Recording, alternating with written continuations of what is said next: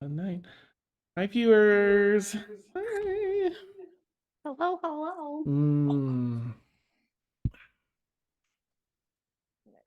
Well, let me fix. I have disappeared. Yeah. How to cut someone out a cold shoulder in a game. It's fine. It's whatever. No. Okay, let me get your name tag set. It's so nice to be hanging out with you all.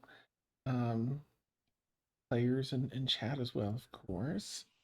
Looking forward to tonight. We've got Tuna having seeking info on this person, tracking them down, traveling the continent, and finally finding them here, navigating through a shit ton of freaky deaky stuff and dangerous situations, and cleverly calling them out as their opponent after being given the right to choose anybody. This person being the boss of this fighting ring here. So, oh, goosebumps. It's going to be good. We finished up last session with, actually, I guess I'll just switch over because I might as well fix those name tags too for the battle setup. So you can get a little glimpse here. I'll switch zoom over too, just to give you all a quick peek see. Make such good choices. Wonderful Nice. choices. It'll be great. It'll be fine. Oh yeah. It'll be fine. Okay. Okay. We have, can I zoom in a little further on that? Probably something I missed a little earlier. No, I want this. No, I can't because I need to keep yours up. That's fine. That's fine. That's okay. We don't need to do that. Yeah, we're here in a fighting pit of sorts. It's actually like the hollowed out hull of a ship, inverted. It's upside down. So you know the cargo area is sort of the ceiling here, and then it widens out at the bottom. There's seating, bleacher style seating around the fighting pit. The fighting pit itself is it's about 20 feet of fighting pit before the seating starts. So it's all walls that lead up to that. There's like an arcane grid, like a barely visible flow of magic that seals off the top of this fighting pit and keeps the water out of it as well. There's no water in the actual pit section. There is in the stands. Let me fix these names. I'm so sorry. Let's set to 4 players because any second now. There we go. And we have over here Baora Ladrin, the person that they saved. So and so, I'll have to look up their first name, but it's Ellerveer was their last name, and then Dia. Cyrodiil? Yes, I think so. Cyrodiil.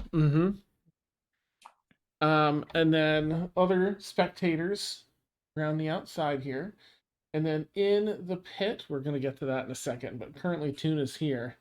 The boss is here, but we'll get to that in a second. There's some raised up stone. There are some scattered weapons and potions, unlabeled potions, and other things kind of tucked into the dirt.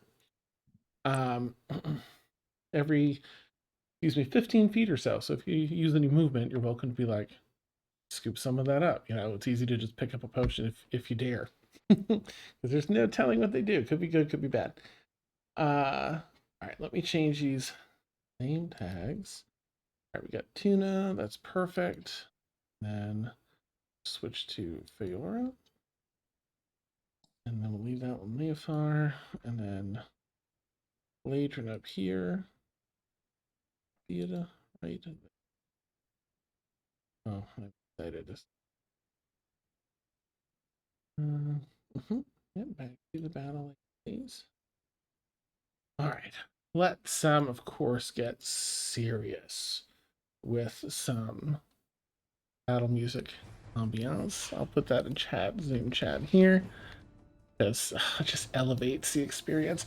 For players, I'm sorry that this map is off to the side in order to get the other cameras to fit. This is currently best I can do. But if you want me to zoom in further, or you need anything else, of course you're welcome to look at Zoom at Twitch if you can run that as well. Otherwise, let me know. I'm happy to point things out and everything else. These stones, this stone here is about 15 feet up, so it's just underneath that grid. This one's about 10 feet up. The one that you're on Tuna, but we'll get into that description because currently, as the story goes, Tuna and this other person haven't entered the pit area yet. You just have everyone in the stands with the person that they saved. And I will jump into my notes here. Okay, deep in the bowels, pretty much, of Cutter's Parade. You're here in the inverted Mist's Edge. We're now facing off, or will be, Tuna against Gustav. Yep, the pit. There we go. Oops. Just want to make sure I've got the battle stuff set here.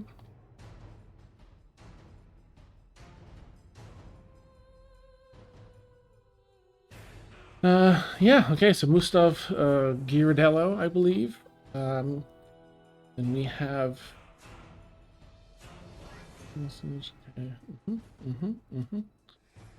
Yeah. Small stones that you see, weapons, shields, varying potions, and hazards. Some seem to have already been triggered, but they're reset as you're waiting. You see, like, the Tuna probably doesn't see this yet. Tuna, you did spot in, like, the locker room, preparation room, that unguarded doorway that seems to leave the ship to the lake bed, just to put that out there as a refresher. Nice. The person, like, getting you your water, getting you hyped and set was like kind of rooting for you to beat the boss. They said very quietly under their breath to you.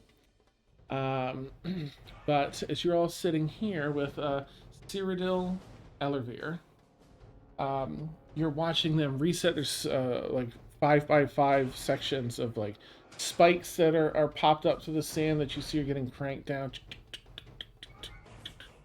And then covered up with sand. You see some other people's, an arm over here, a shield with a hand over there, just getting cleaned up and removed from whatever previous fight was. Yeah. See, even see some wizards come through, and they seem to restore some magic that had gone off in certain areas. That'd probably be more for Dia, I think. You would, and Leofar would probably recognize that magic's being cast. Maybe not the spells, but that something's being set here in the pit. But as you all chat, you see that. Is there anything in the stands with the folks with Cyrodiil in the stands that you want to do before they announce to start, before they call the fighters out? Really quick, can we roll for DM inspiration? It's a really good idea. It's a weird thing to talk about, and I'm just kidding.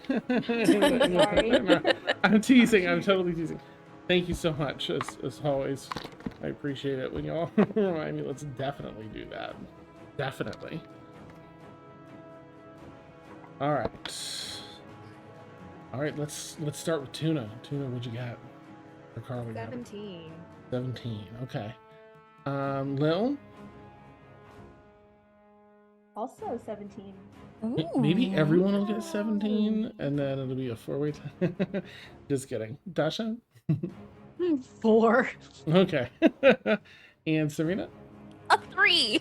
Oh, Yeah. a Well, we split the difference. yeah, a stolen victory. Dia, it's yours. I rolled a 3.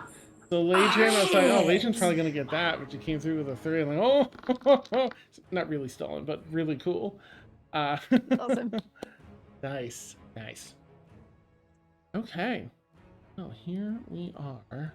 And DM Inspiration's a D. I'm gonna ask every time because I Please super do. apologize. It's a D6 at the moment. Let's see, you're level 5, so I think it's a D8. Let me quickly check. Okay. It's whatever bards are at level 5.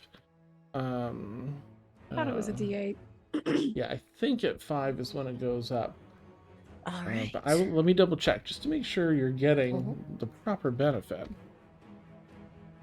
This will add to the tension that Tuna would probably be feeling anyway. Waiting for that call to start the... Like, what is going on with this? Alright. Please just give me the lowdown. Alright, Bardic Inspiration. Yes, at 5th level it jumps up to a D8. 10th level is the next time. Okay. Okay. I think it's every 5. So, D8. And, mind you, that can be used for anything. You can use that to reduce an attack on Tuna. You can use the attack roll. You can use it to reduce the damage on Tuna. It can be used for anything except death saving throws. Those are always just to preserve the stakes. Understood. All right, so as you're all sitting with Cyrodiil Ellervere, having just introduced themselves, is there anything you want to like talk about while you're waiting for the fighters to be called out? Yes. This is probably going to be the place where that chest is that we needed to find. It's just that the only ability I have to search for it is detect magic, and as we've seen, there's a lot of magic going off in this place. Does anyone have a better way to possibly find it? I have Dispel Magic and Detect Thoughts, which I don't think is going to help. Nope. No. I think a party member had mentioned that they had something, but I believe it was Tuna. I think it was Tuna. Yeah, I have locate object ready. Oh, But nice. y'all don't know that. Okay. I will not share it with y'all. If need be, I could possibly... sorry, out of character. Well, I guess I can do this in character. If necessary, we have the description of the chest. I could possibly convince one of the guards to lead me to it. Everyone employed here is a scavenger of some kind, so I'm sure if they found a chest floating in the lake bed, they would have taken it for themselves. Yeah. I'm only offering because I don't have any way to help Tuna, and I've got my healing spells prepared and also all the fire spells prepared. So I have daggers and a way to join them. All right then. That's it. Okay. Gulp. All right.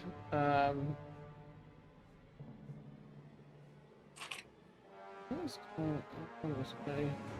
Getting really weird, like Google search results. I was trying to pull up a spell. I don't know. Anyway, that's tangential thing. So sorry. All right. So as you all kind of settle in, the person that you kind of saved and healed is still pretty worn out. They're just staying by your side currently. They've thanked you a few times. They seem to just be like really trying to stay with you all currently, protectors, to get out of wherever, hearing that they're still in that they're in Cutter's Edge here, still in Sunhaven, hasn't rattled. So yeah, something really weird is going on with my search results.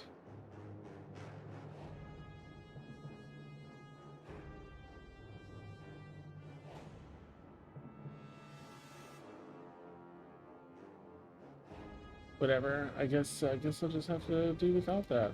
That's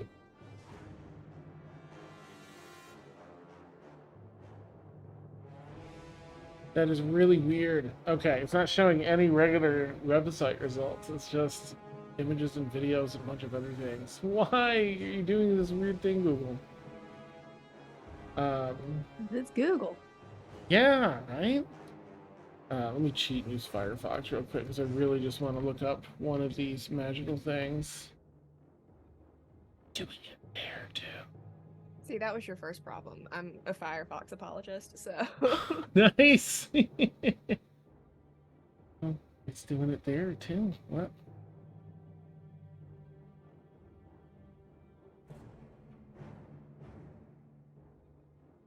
Whatever. Anyways, I'll figure that weird mystery out. I'm sure I'm just doing something foolish. Because we got to get things rolling. So, as you all, the pit here has a, this underwater glow. As there's different portholes and areas that you can still see in the side of the ship that allow that light passing through the blue waters and everything else to shimmer and reflect, bless you, over the the arena here. At one point, they call the first fighter Tuna. Is that what name do you give them, Tuna, to call you out by? It would be opportunity. Okay. The contender coming in from far away. Imagine. Opportunity. Let's all give a round of applause. And you're on. And they walk you through, and you see this about 100 feet to the other side arena, about 35 feet wide. You see the stones and everything here, and a lot of sand along the bottom. You're looking up at that protective barrier. You can just barely see water up above. As you pass through, like the locker rooms didn't have water either, so you're stepping through. Let's see if they can make an opportunity for themselves tonight. Yeah, let's see. And they're cheering and hyping you up. You don't have to walk up on this rock. You're coming from this direction. Is there anywhere you want to go? You can really take position anywhere, like kind of this side of the map is what they told you. I would go up on the rock, I think. Nice. Okay. Also, as I climb, can I just very quickly just do a little bit of thaumaturgy and just make like a little wind just to see if this is an anti-magic barrier that's going on? Absolutely. You use thaumaturgy, you create some wind, and you kind of gust it up there. Oh, sorry, go ahead. Just small enough to know if magic works. So here. I can tell if magic works, yeah. Okay. I'll say, actually make a quick perception check. We'll see if you notice this or not. It does take form, your magic. Oh, it's 10. That's fine. So you can feel the wind. You create the magic, and you kind of hear and feel the wind that blows into the space around. It doesn't seem to affect the water that's sitting on top of this other thing, though. Okay. For what that's worth. All right. Okay. Get this open, so I'm gonna open for you later. Okay. All right. And then they have some processional music playing that starts, is built up for you for your entry. And you kind of hop a couple quick hops up onto the rock and use your thaumaturgy, but it kind of looks like a gesture to arouse the crowd. You get a mixture, because you're fighting, you're new, of cheers and boos. Cheers and jeers from the crowd. But you're not here for them. You've got your own reasonings to be here. And a few moments after they give you some time to cheer, the announcer continues and goes on the whole alliteration, different names for fighting names for the boss, and make a big deal out of the boss themselves is coming out. Gustav, and and everyone of course cheers for the boss. And they step out and they leap up onto this slightly taller stone, like lion's pride rock. That's it. Kind of ledge, and hop up to the end, and they cheer, raise their hands. Mustav looks gosh, I feel like he's human. Let me just double check. I don't know if we ever covered Mustav, but yeah, I think so. Human. And they have brunette hair, dark brunette hair, sort of swept off to the side, a little bushy on the sides, and a bit of a bushy, it's trimmed nicely, but very thick kind of beard that runs across his very weathered face. Not quite what you recall. You can tell it's been altered. However, you can tell in the eyes and in some of the features, this is absolute that person. And you have a moment where you confirm to yourself, like, a fairly strong, fairly muscular build. They have one of those nice cotton, it's like a, I don't know, I think they call them yoga shirts, but it's sort of like a sailor shirt that has like a couple rope ties back and forth and a v-neck and a little collar. It's all loose and comfy. And it's sort of not quite a swashbuckler's attire below that, but it's leathers and belts that are more for form than function. Raises his hands, has got some, beefy arms, raises up, yeah, and everyone gets excited. And then the music in the arena changes over to, because it's all about theatrics here, sort of the battle music that we're listening to, what they start playing. And just mechanically, let me have you roll initiative. It's not stating what we're starting right this moment, but we should probably sort that out. Natural 20. Oh, nice! That is amazing. All right, well, let me get you rid of here. Awesome. Oh, what is that with your decks and everything? 23. Nice. That is beautiful. All right, they an 8. So, okay. Okay.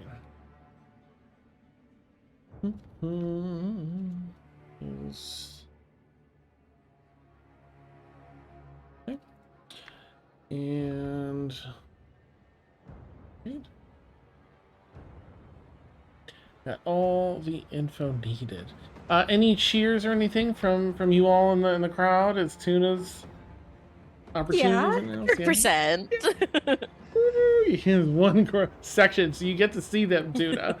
You look off to your right, and you're like, "Oh, okay, there they are." You just see like this little wisp of blue flame as anybody who starts jeering at Tuna, like. He just grins up at everybody like, yeah. Amazing. Oh, I love it. Okay. The announcer steps into the middle of the field and says, all right, we're going to have any kind of fight you want tonight. There's no rules. Have at it. There's potions laid about the field, different weapons and shields. If you need them, you've been allowed to bring in what you wanted to bring in. Have at it. This can be a fight to the death or submission. Winner, victor's choice. Let's make it entertaining. And go. Snaps their fingers and poof, they disapparate from the space and into the locker room to get GTFO, the door to the locker room closed on both sides back to their respective locker rooms, and the fight begins. So, Tuna, you're up first. You are 1, 2, 3, 4. You're technically 25 feet away, but they're also 15 feet up. So with a leap, you could probably do that. Because you have 30 feet, you can climb, right? 25 feet over, and basically 10 feet out to be at his base you could do in one turn. But there might be a check depending on how you go about it. Unless you want to start from back here. What would you like to do? I'm gonna start off strong with a guiding bolt. Oh, nice. So Okay. we'll see how that goes. Mm-hmm.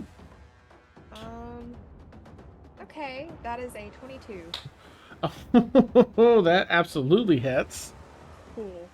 Mm-hmm.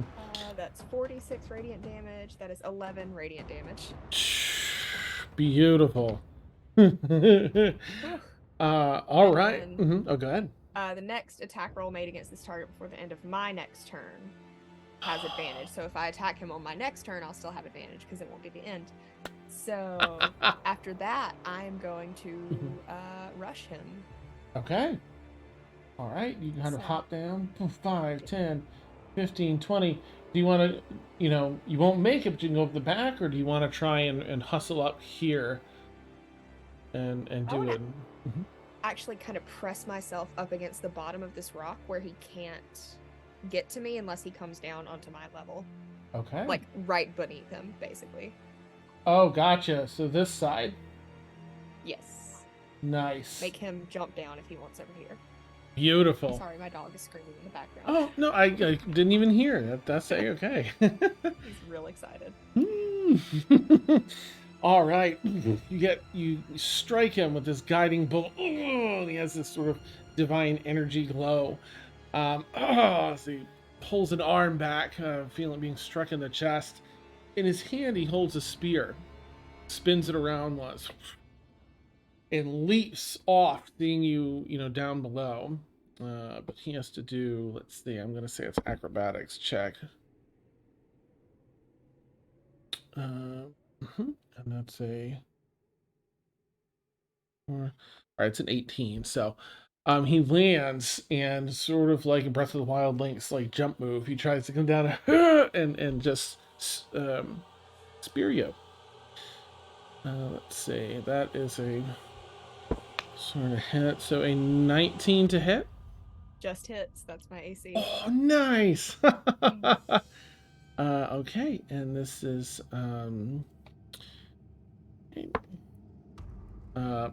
that's just 4 points.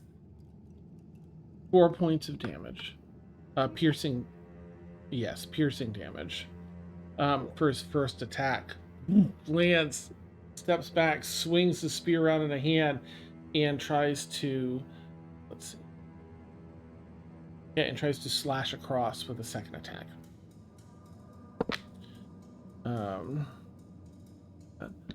That's a miss, because 19 you said was your AC. Yes. Okay. Completely whiffs. A lot of showmanship in this. I mean, you've fought plenty, and you know that, like, if you're trying to seriously fight, there's not a bunch of exaggerated movements. This is a leap and a stab and a bunch of spinning and everything else. Seems to be leaning into the entertainment aspect of this. Does not seem to have any look of recognition on his face, I'll add. Okay. So that brings us back to your turn. What would you like to do? He's leapt off. You are side by side. I'll just move the stone a little so you can see a little better.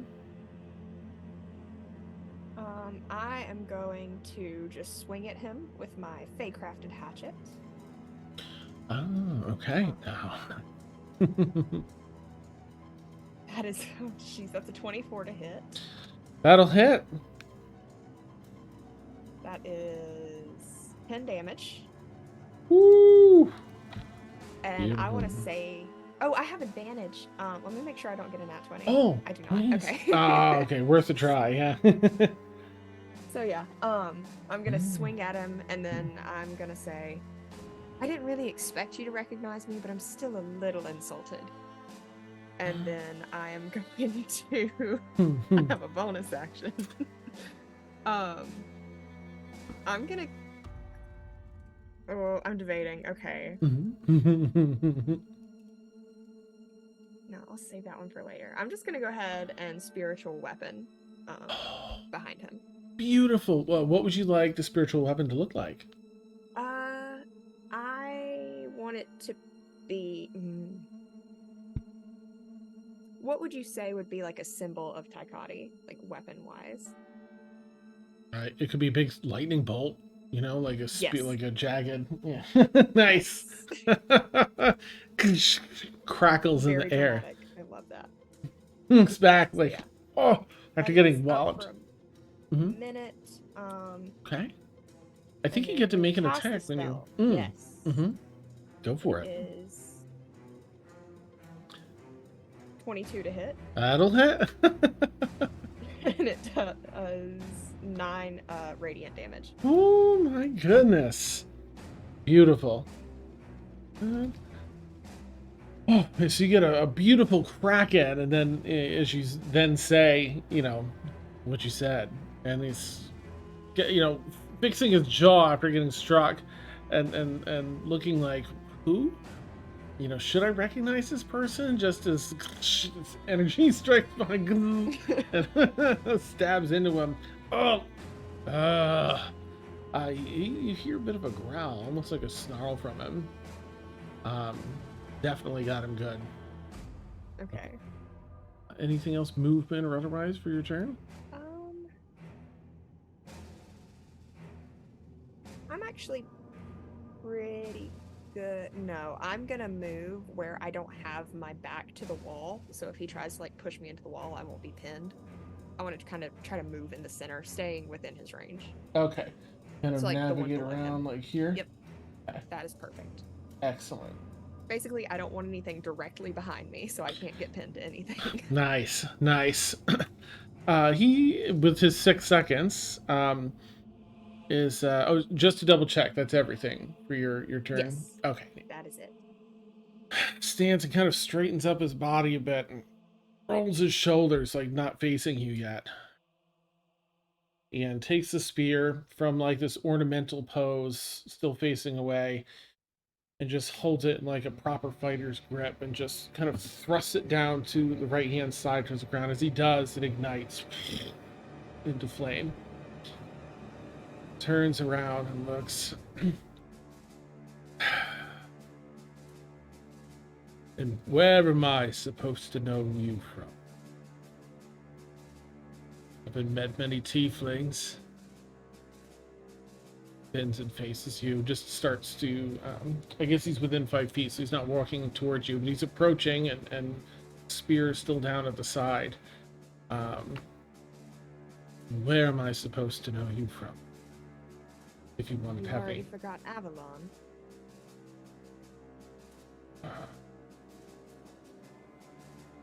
Little shock. Almost looking around to see, are people hearing that? And did he send you? Or were you just another victim? He sent me. Well, we can't have that.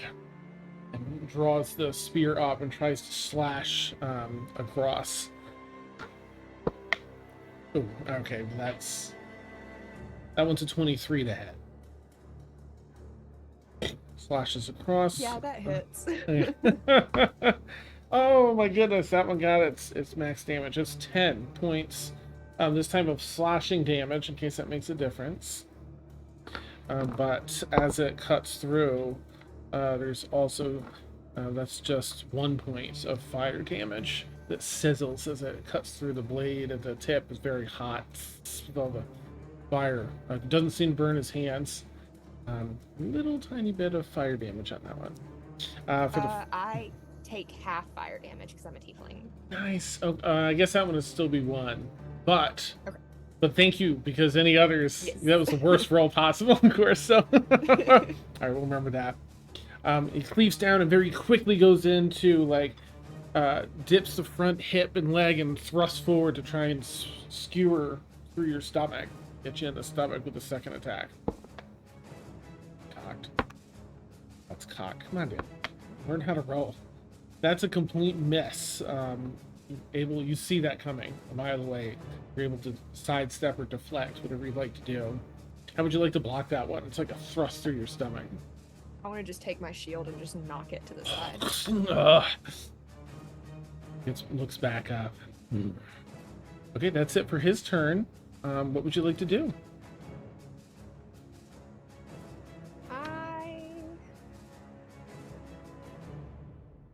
think I just want to swing my axe at him again. I'm gonna save my spells just in case. Okay. So that'll be. Sorry, I'm clicking through my mini tabs. Mm-hmm. That's a 14. 14 misses, unfortunately. Weird. Indeed But I does. still have my spiritual weapon up for another 9 turns. Yes. So, Awesome. yeah, as my bonus action, I can repeat it. So, Mhm. spiritual weapon's just gonna swing again. Excellent. Oh, it was almost a natural 20. It's a 16. Oh, okay. 16. Amazing. Does that hit? I'm sorry. I was thinking it was a damage. Unfortunately, No, a sorry. 16 just misses. Okay. I'm so sorry. In that case, Tuna will kind of. I feel like as a tiefling, they would have fangs, so they'll just kind of like bare their little pointy teeth Awesome. and just. I feel like Hmm. the party sees Tuna pissed for the first time, like I- genuinely angry. That's beautiful. Let me jump over to up in the stands as you all see Tuna, who comes back from death and is worried about all of you and your health. First time, a look of fierce anger, this righteous indignation in their face. You all say anything among yourselves?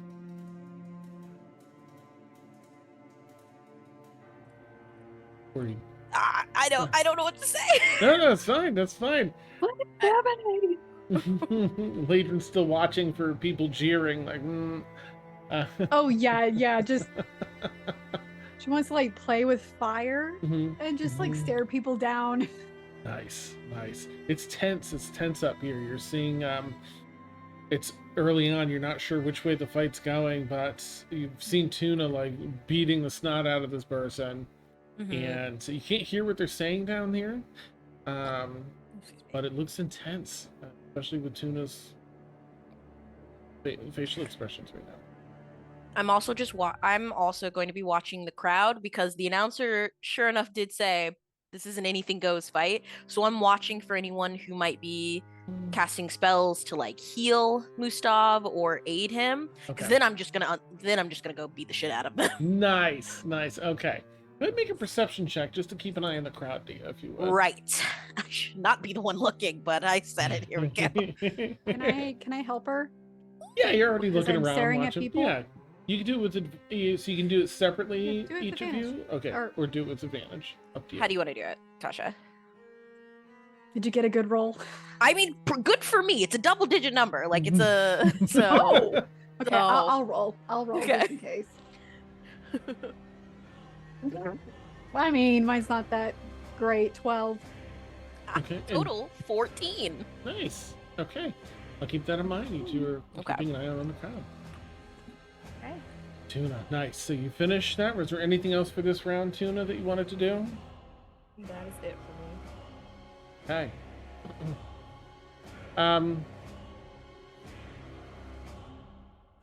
All right, he's going to. Where are we in this?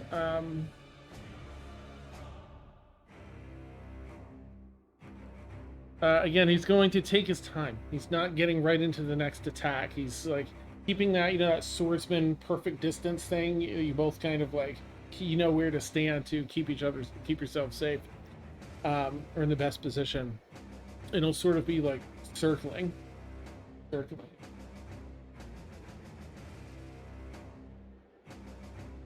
Yeah, as he talks, he gets.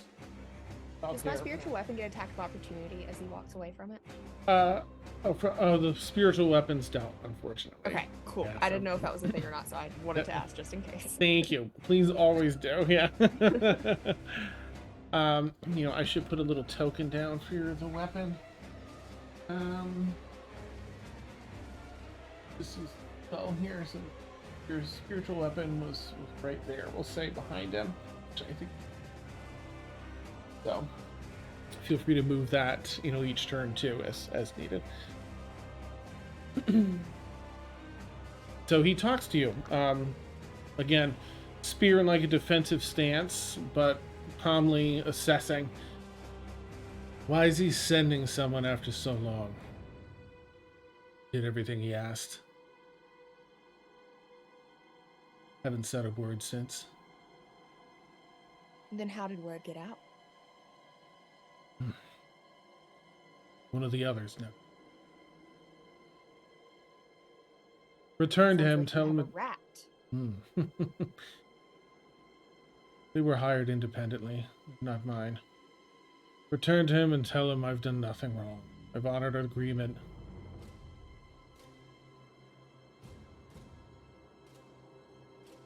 Gonna gauge what you do with that. Tuna kind of thinks for a second, and that wasn't what I agreed to. So be it. And kind of quickly tries to get the jump on you with a very fast attack. I don't think that's gonna hit. Where's his with the spear? No, that's just a 12.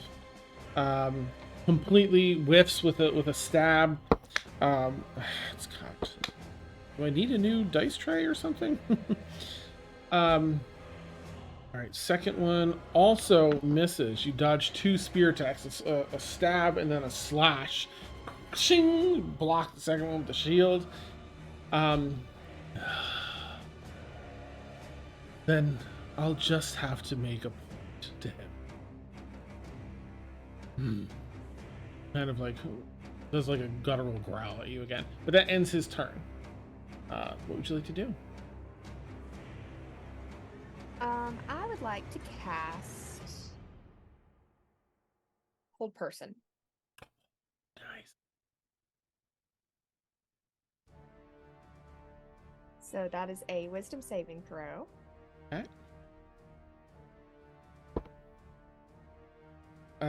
18. It makes it. Ah. He makes it. You see him. Can I use my DM inspiration to reduce his save? Absolutely. Okay, I'm gonna try. Oh, that's a 6. Okay, a 12 then. My DC 16. Nice. Okay, you see him start to fight and start to free himself. And then the universe kicks in.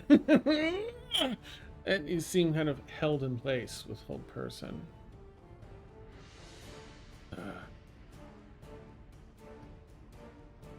And what else would you like to do this turn? You've got your spiritual weapon. Yeah, I'm not gonna attack this turn. I'm gonna say, I wasn't done asking questions. Amazing. Okay. And that will last for up to a minute concentration, so that's a long time. So cool. All right. Does he have any saves at the end of his turn or anything? Yes, he can make a new saving throw at the end of each of his turns, but Nice. Okay. All right. Locked in place. Beautiful universal teamwork there. Okay. So he can't move. But I'm so sorry. Were you with your bonus action? Were you doing the spiritual weapon? Or no? I'm just gonna ask him Okay. something. Please. If I can. Where are the others?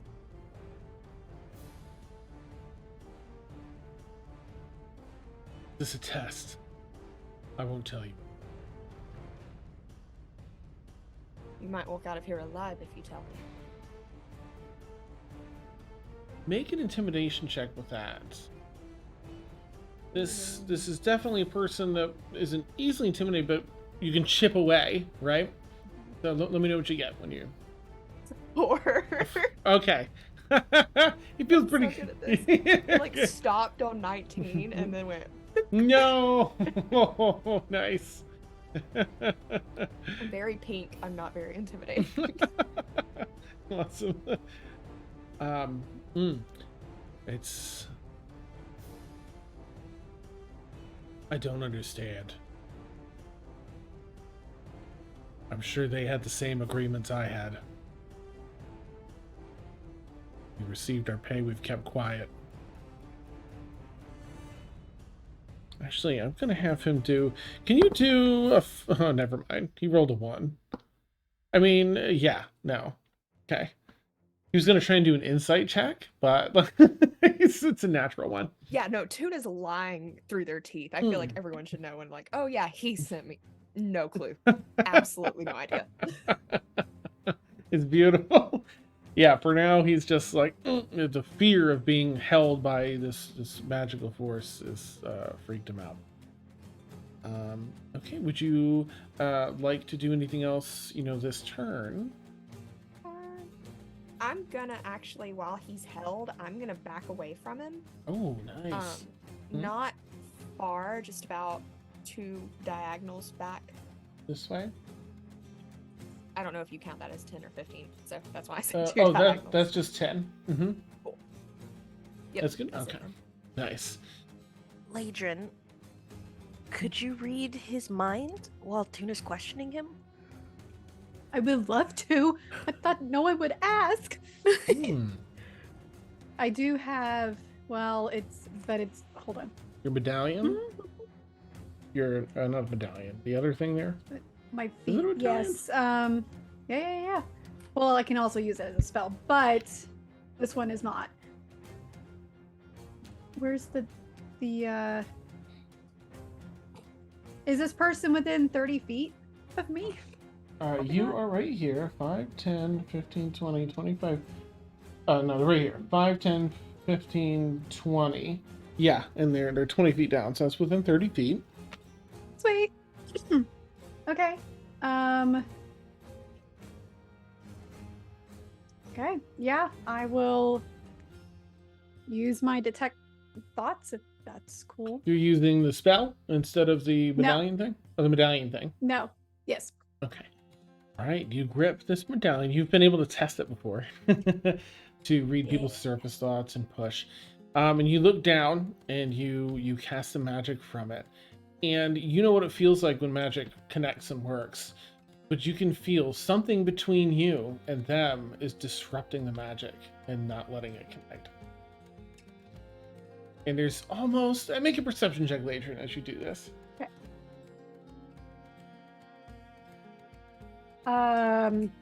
24. Okay, I was looking for 13, so that works. You almost see on this nearly, or rather barely visible magical ore that covers the top, you almost see like a little splash kind of get disrupted across the surface of it as you try this. Motherfuckers.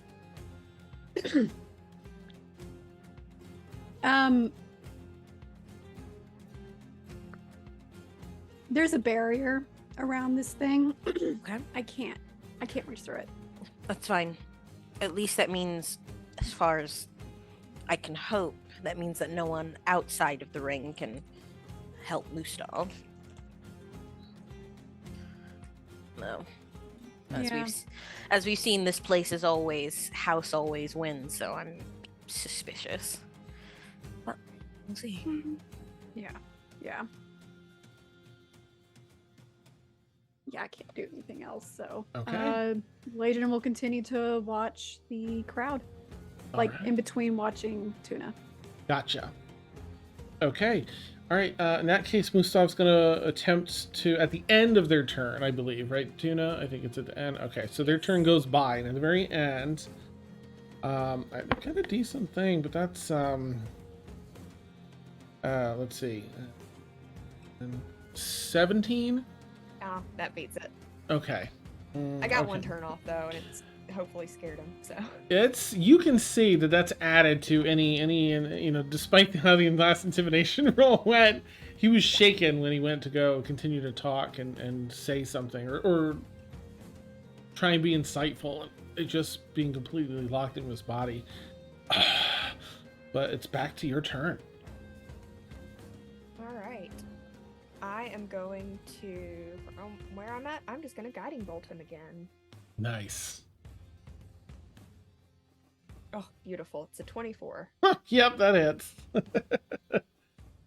and that is even more beautiful, 20 damage. Holy shit. Beautiful. Okay, yes.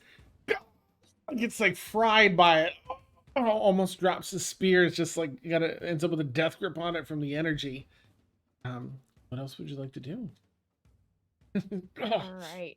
I'm going not- to move my spiritual weapon back to him and smack him with that as well. I gave him a chance. He didn't take it. Mm-hmm. So that's on him. That's a 14. That's not gonna hit. Yeah, misses, unfortunately. Dodges out of the way. There's like smoke coming off from the divine magic. 20 hit points. And it's gonna fine. Then I'll just tear you. And he kind of starts leaning down limb from limb. And as he leans down, he steps on all fours, and his shirt begins to tear as his form shifts and busts into fur, into a full-on werewolf. He's holding on to the spear. He's in a hybrid form, not just a wolf form, and he charges, spear in hand. Face, like some of his human flesh still like stuck on the sides, but like this hybrid form when part of the maw has come in and the ears and the fur. Going to rush and to okay, they're gonna come in with their claws. That misses because you're 17 is your yeah, 19 is your AC. Okay, that one completely misses. They claw for you. You just kind of like, duck out of the way. But right after that, they try and bite, and that completely misses. And I'm sorry, I just need to check. I think when they're in hybrid form that they do their... Okay, yeah. Then, as their third attack in hybrid form, the spear. You almost didn't notice the grip because they tried to claw and bite and obscure your view, and they're running up, trying to get like under your chin with this spear. But you easily dodge, ending Mustav's turn. And that brings us over to you. Okay. I'm gonna cast yet another spell, Okay. which I know sounds silly, but I'm gonna cast Command. Okay. So he needs to make another Wisdom saving throw that I'm hoping will fail this time. That's a 17 again. Ah, damn. Okay. Yeah. So I'm just gonna say it, even though it's not gonna work, because it's cool, and I stole it from one of my Curse of Strahd players. So I'm just gonna point at him and just go revert, and then seeing it doesn't work, I go, and then I'm gonna summon my spiritual weapon to hit him again. Beautiful. Good. Right. He's charged over here. Yeah. So you bring that around. Go for it. That's really cool. When she did that, I was like, oh, I'm stealing this for something eventually. Oh my gosh, that's an 11. Okay, I've used up all of my luck. Oh no. It's just it actually kind of strikes but hits this natural defense of his fur and muscle, and kind of gleans off, and just snarling now, kind of spit that sort of primal energy, trying to grab and swing and bite at you. That's everything for your turn. Yes, it is. All right, that one might actually hit because that's a so that's 21 to hit. This is a claw attack. Okay. All right, that's really not that much. Well, of course, that got like high. 9 points of slashing damage. Slashes across. And then goes in for the bite. I'll send you back to him. Like trying to get in pieces. Does not, misses the bite entirely. Again, you're getting clawed, but then you kind of like, duck into a protective thing with your shield to block that. Gonna try and run the spear up for that third attack. Once again, behind the shield, if he can. That is a miss. The 14. And you kind of like behind your shield, you move your head, and then kind of like the spear goes by. It's like really close quarters, scary. But you're holding your own. Doing amazing. Mm-hmm. First one where he did hit, I'm gonna Hellish Rebuke. Nice. Excellent. So, Right, how much damage is that? He doesn't do anything, right? It's just damage. yeah, he makes a back. dex save, Oh, okay. which I feel like he'll make, but he'll still take half. That's 11. He does not make it. It's 13. Nice. Nice. That is 21 fire damage. Beautiful. All right. 10. That's insane. That is amazing. Okay, yeah. Trying to put out like the flames and stuff as he rears back from the attack, giving you an opening for your turn. Cool. I'm just gonna smack him. Okay. So hopefully this will go better than Hmm. it has been. Hmm. It's a 18. 18 hits. Okay. Mm-hmm. Terrifying. Oh, for 6 whole damage. Yeah, still, it's working. He's starting to look moderate, fairly hurt. I'll say fairly. I think would be the most accurate. Cool. I'm going to use my last first level spell slot and cast Sanctuary on myself. Nice. Okay, what It's is a what is bonus action. So awesome? he has to make a Wisdom saving throw to be able to attack me. Oh, okay, nice. But I also can't attack him without getting rid of it. But Gotcha. Okay. Well, that'll be interesting. Huh? Okay, so anything else for your turn this round? that will be it. I can't do my spiritual weapon, so Nice. You see, so he can.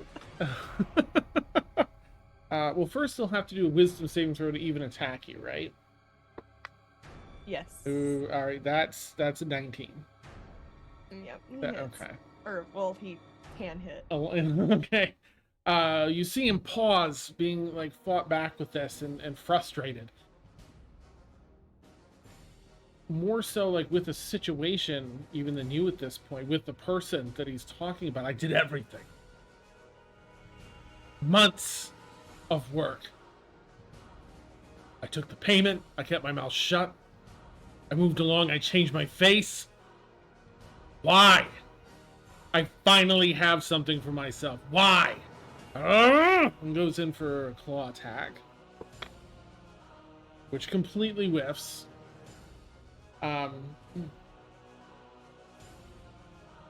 We did your dirty work. We did everything you asked, and now you're here to take this away. Goes in for a bite. Ooh, that's a 21. That hits. Just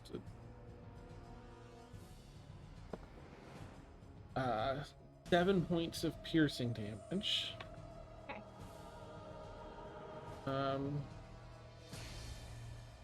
Okay.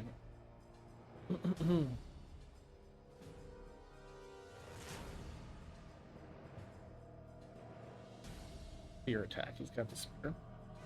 And he starts to say something else, but it just becomes this unintelligible. And just flips the spear around to try and stab down, like into like your chest, with the spear attack.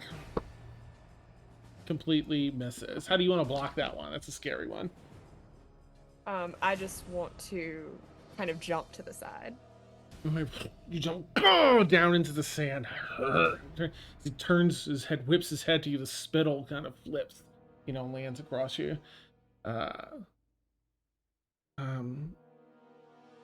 Yeah. Okay. All right.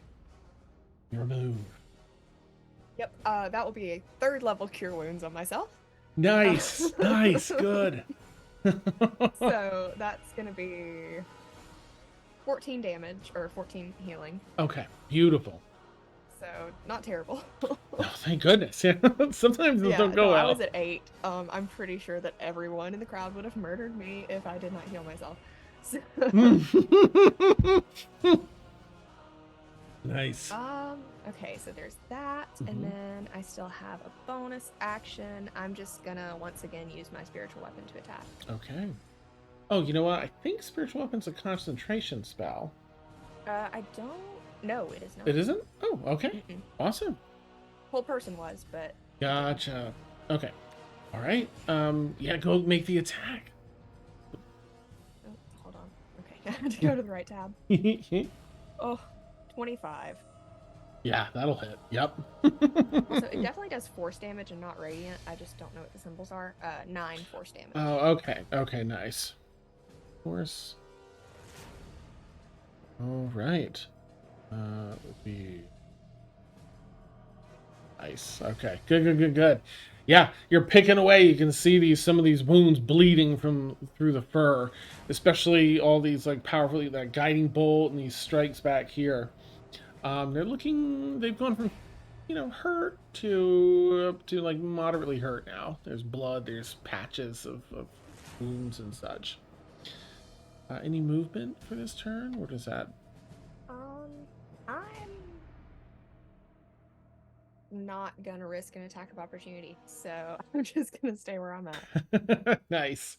Can I look around? Because you said that there were like potions and stuff on them. Yeah. Is there anything within arm's reach of me right now? Yeah, you've definitely moved at least 15 feet in this, so you would come across. Let me roll and see what potion is nearby here. Where's my there it is. Oops. Okay.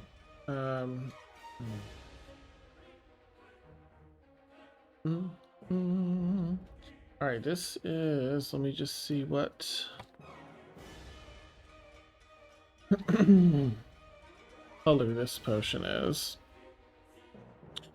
That is.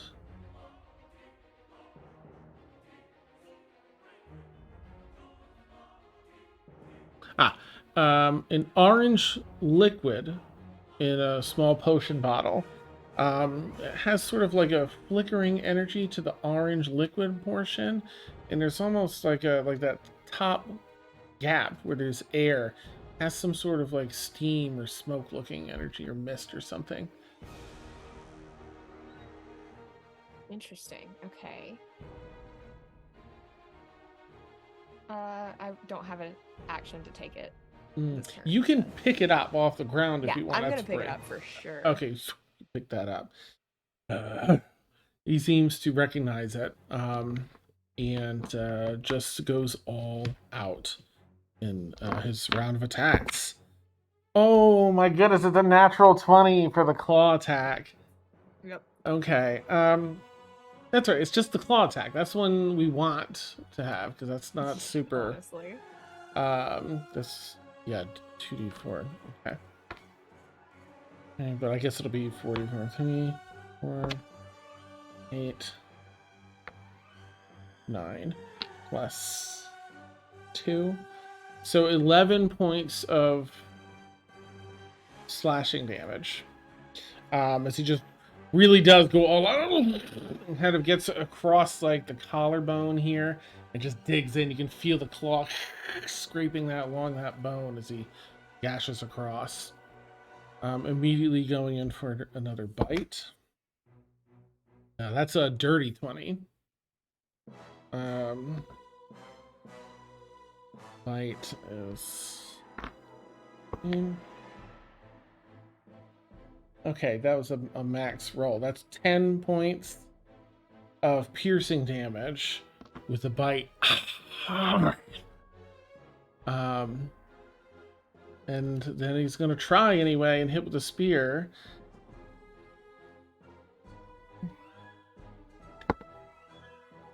It's a 22.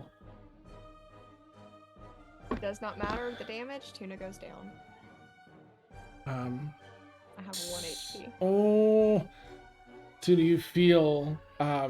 You can see that he's fairly badly wounded, and you, as he kind of just goes all in with that natural 20 slash, a bite gets like right in the side of your neck and jostles, and as soon as you're like flung from that, you're a little dizzy as you're losing blood. Quickly, you see the spear go up in the air again and just drive down. You feel it glance a couple of ribs as it kind of pierces that portion. And you just feel your back hit the ground, wind knocked out of you. And you can feel, the blood with each heart pump. And your heart, you can feel everything else starts to grow silent. You just hear this starts to slow. But then, in the distance of this quiet space where you've been before, there's a light. And it starts to shine from above, almost. As you kind of try and focus on it, it's a spherical light. And it's the moon in the sky. Starless sky. Just the moon. And you hear a single howl. Ooh. And then others. Ooh. You hear your heart again. And you feel yourself coming back to your senses. You feel so full of adrenaline right now. Your muscles feel like they could just burst. And in fact, they do as you shift into the werewolf form that's been brewing for months. Give yourself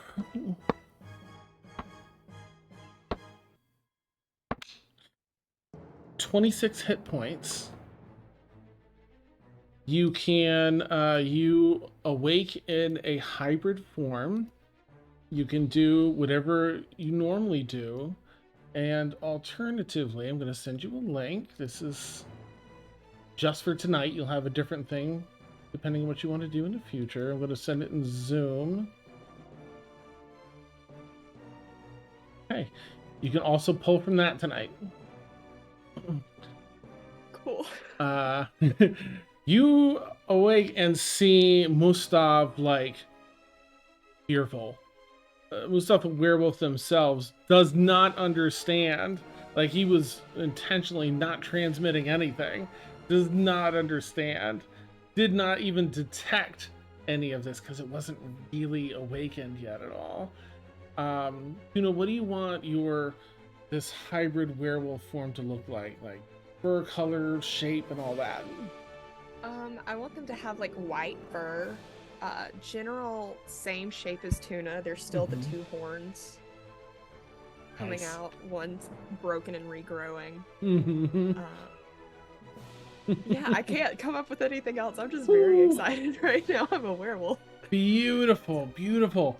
Yeah, you reel up. You have this beautiful flowing coat of that white and silver fur. I love that the horns are still there. Crystal blue eyes that are like looking into, a perfect crystal. Just absolutely clean and just calming if they weren't attached to your hybrid werewolf form. As you are a newborn werewolf. Have at it. This is your turn. Cool. This is a lot. Sorry. People in the crowd lose their shit, by the way. They're like, oh, who, what? Oh, man. I'm sure that my friends are handling this very well.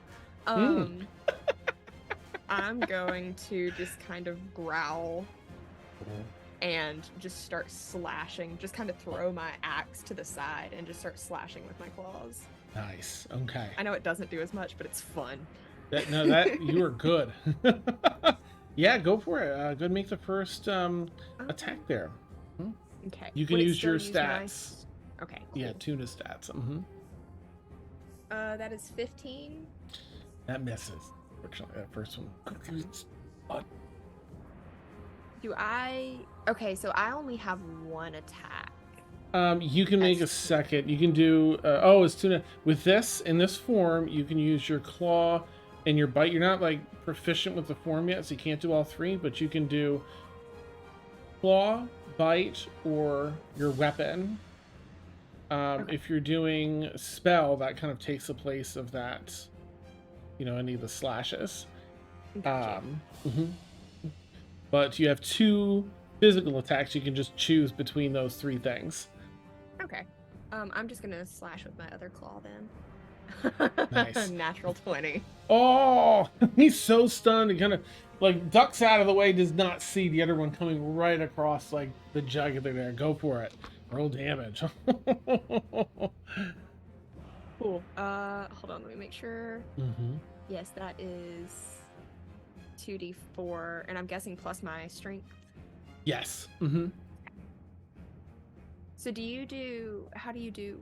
You get to Crit choose damage. each time. You can either roll double the damage dice, or you can roll and then just double the value. You just have to choose which one you're going to do Gotcha. before you roll.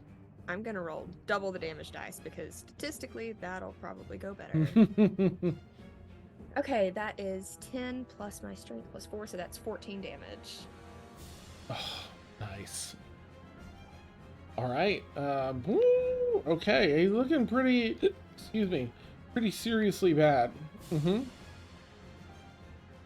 All right. Oh, wow. Still have a bonus. Oh, my spiritual Mhm. weapon would have gone down. Oh, okay, Well, nice. would it? Because it You can do that. Mm-hmm. technically it's not concentration, so would it still be up or? We'll say for It this, says it's it lasts for absolutely the up. duration. Oh, okay, Mhm. cool. Sorry, Yeah, no problem. words are coming out before I'm processing anything. Cool. I'm smacking him with my spiritual weapon again. Yes. Awesome. Oh my gosh, that's a 27. That'll definitely hit. Mm-hmm. And then 12 force damage. Oh my gosh. All right. Definitely getting onto his last legs. Any movement or anything for your turn? I'm just gonna stay where I'm at. Okay. All right. You now tower over him in this form by a good like foot or so. Putting you probably in this form close to just under 8 feet, I think. So pretty, let me ask too, for friends, your friends in the crowd, right? It's what you witnessed without all that was this terrifying moment of Tuna getting just run through and pinned to the ground with a spear. And Mustav sort of turning around and cheering to the crowd. And then seeing the spear, like Tuna not moving for like half a minute. Suddenly, hand jitters, lifts up, pulls the spear out, stands up as though they're like asleep almost. Like, lifts themselves up. And then just you see them, reach out and flex, and their muscles just kind of burst from their skin, and fur from that, and peels off the Tuna mask, that was covering this hybrid werewolf's form. And like bits of like humanoid Tuna are just sort of stuck and plopping down onto the ground as this form comes out of Tuna. How do you all, just to backtrack slightly before, because very quickly the fight resumes, how did you all want to react in the stance through those moments?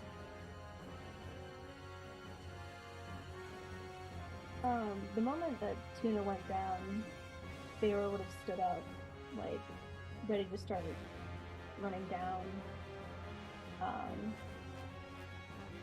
But then after seeing them get back up, we're just gonna stop.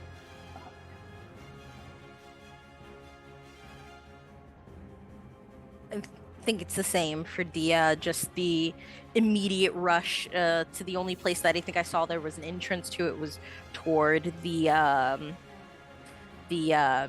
locker changing rooms that are connected to the arena, and then seeing them transform. Just the confusion, because not knowing where this is happening from, like, what? Okay.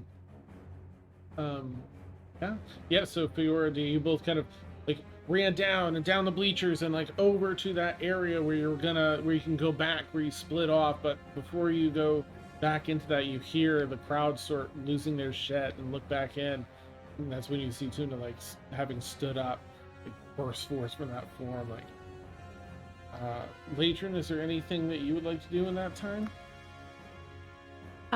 She would have immediately grabbed her broom and would summon Gregory, almost like she can't throw Gregory out there, but he's getting ready. And then as she's like mounting her broom, she's just like hovering in the stands on her broom, just watching, like, holy shit, that's so cool. Nice. Okay. And you see this brutal strike. Tuna getting up and missing with this first attack. Mustav leaning back, and then Tuna with this critical strike going in, gashing at the side of his throat. Now he's got, a lot of this blood. He's gonna,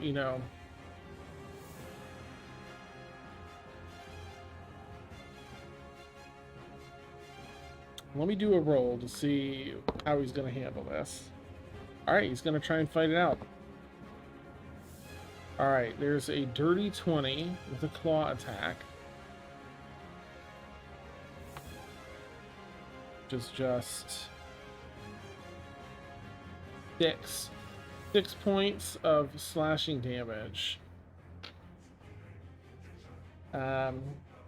Okay, so would this? It says I have. Oh no, that's Resistance? never mind. Never mind. No, you're good. Oh, the immunities. Yeah, yeah. I was thinking it was resistance. I read it wrong. Gotcha. I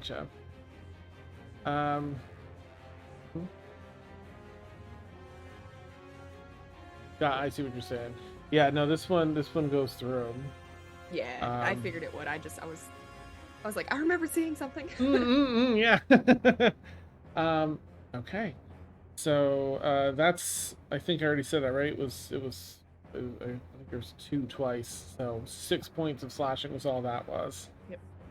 Trying to go in with a bite, that misses. Yeah, I figure he's gonna try and go with a bite, and you like wrestle in with your own bite that kind of like negates the attack in a fun way to block it. And then they're gonna try and use their spear. They draw it up once again to try and like run it back through the other side of your ribs, and you just catch it because you rolled so poorly, and just kind of like throw it off to the side. He's still in his hands, but completely misses. And that ends his attack. It's back to you. All right. I am going to.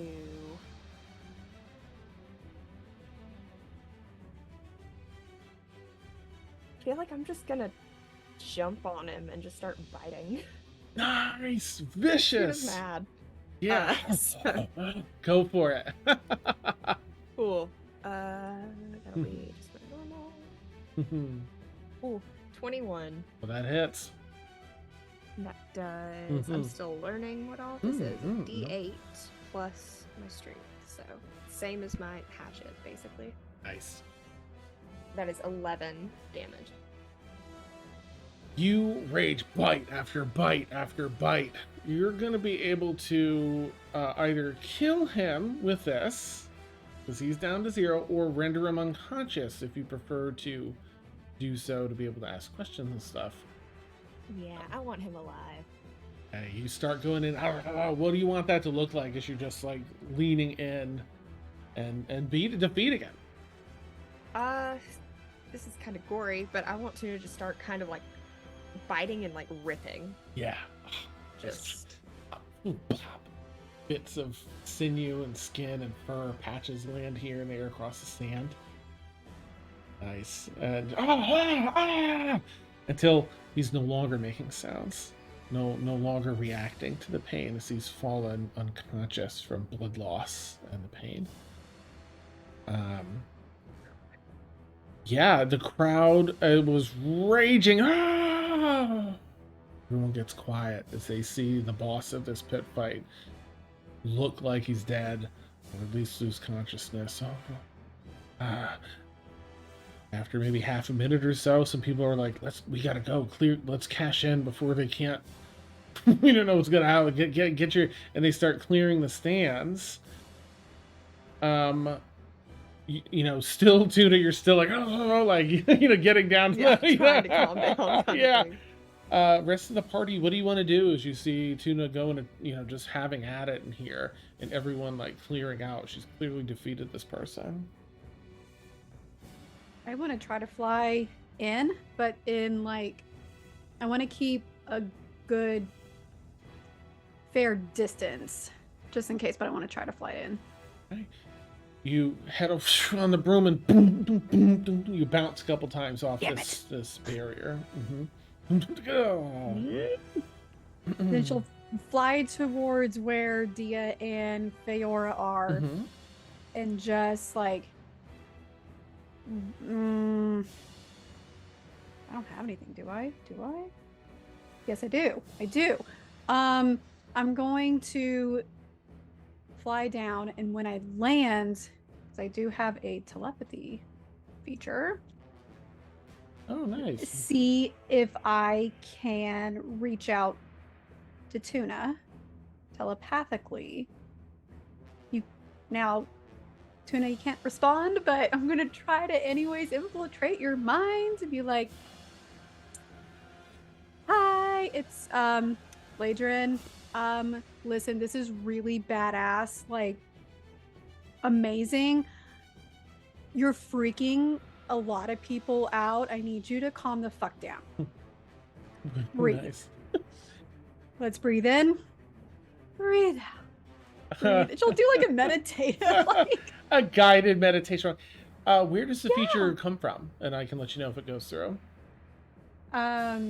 It's a feature? Yeah, it's a feat. Magical feat. Okay. Telepathic? Gotcha. Let me super quick double check.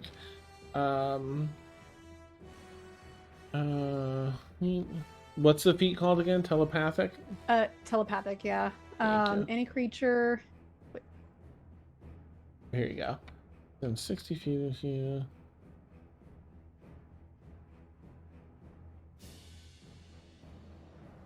Yeah, it doesn't reference any sort of magic with that. So yeah, Tuna, you hear that in your mind. How would Tuna react after hearing that? I would kind of look around and see kind of what's happened and kind of come back to my body a little bit. Okay. And just kind of slowly take in everything that just happened. Right. You do. You give me a thumbs up. If you heard Pause me. up. I'll like say pause like I'm trying to figure. I'm trying. Let's see. Tuna, make a wisdom saving throw for me if you would. Oh, yay. It's a 10. Bad? Instinctually, this, like, that helps calm you down. And you know what? Roll it with advantage because of Ladrin's message. Let's do that. That's how that'll help. Oh, okay, 26. Okay. For a moment, Meditation's great. it starts to work, and then it's this instinctual. This prey has been caught and devoured. There's plenty more nearby, and you catch glimpse. So you, like, in your mind, you picture the person that helped you in the locker room. And you do like half a step in that direction before, like, again, you was like, no, protect. Oh, you hear Abby. No, we can't. Don't. You're here to protect, not hurt. And you hear Ladrin's voice as well. We're breathing. You know. And that gives you that 26 with the and you finally relax. You feel a little dizzy, and you feel a little weak. And you start, it's a very disconcerting feeling to have, like, you feel a finger fall off, and then another finger, and then part of your forearm falls off, and this bestial form is dropping off of your humanoid, your tiefling form, and bits of your body fall off, revealing once again Tuna the tiefling. covered in like gunk and goo from this werewolf body,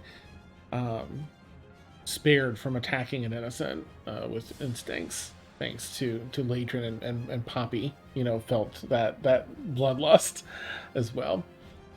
You see them like up at the top, ready to. I imagine. Are you all running down to the changing room, or what would you all like to do? Up top, changing room.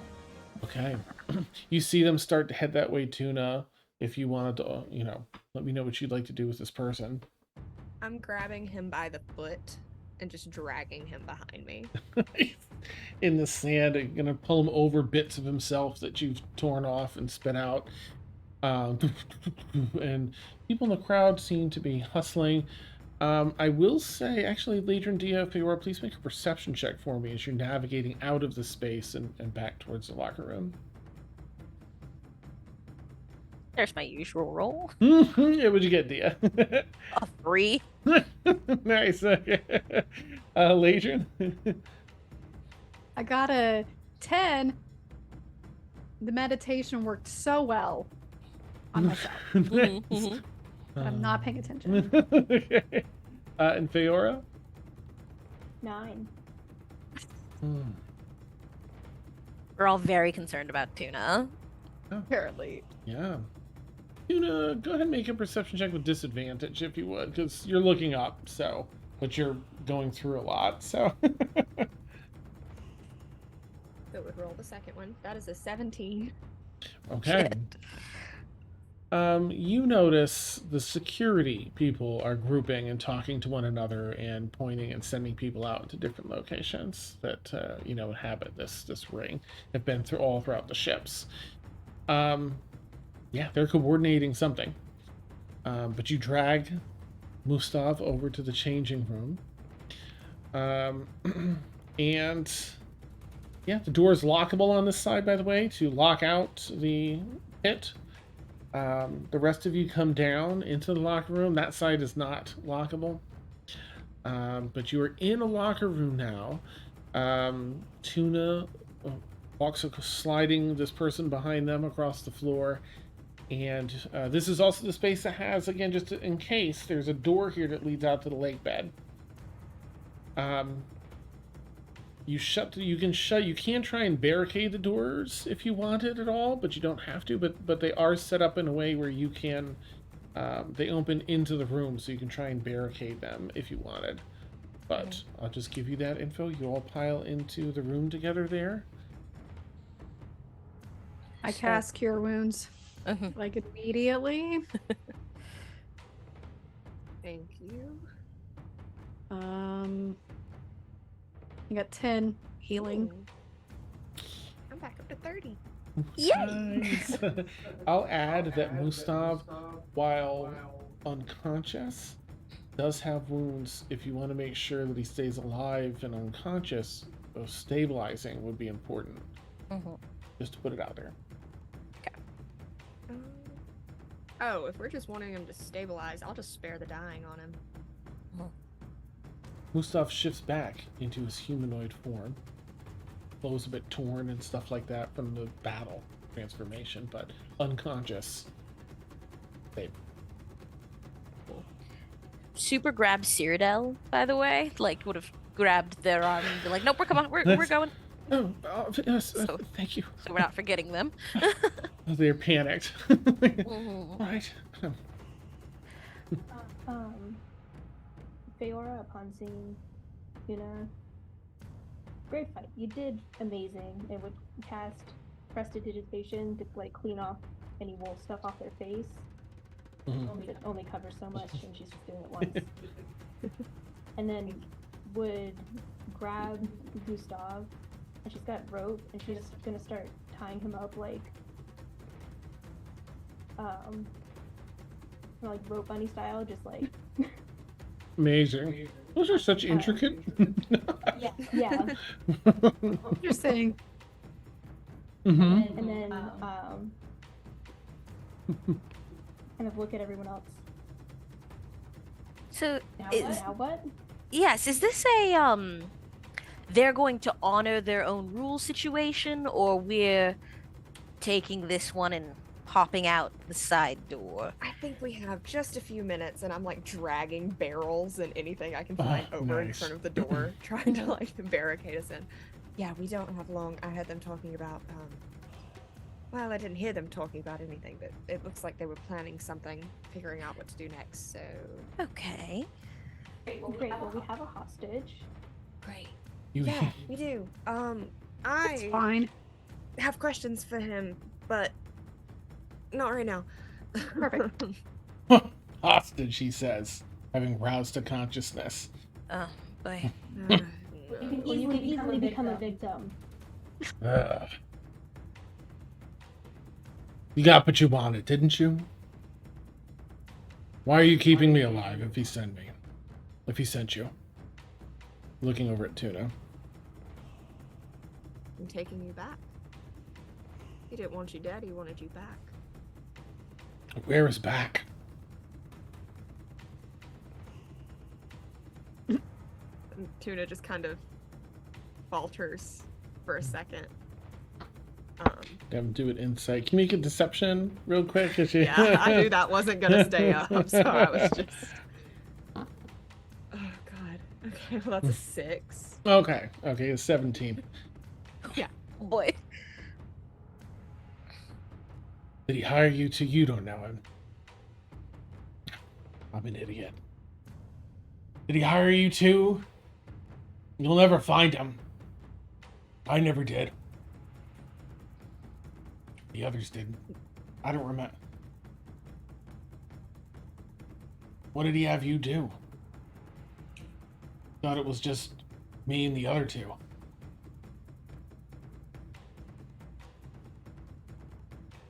Who is he?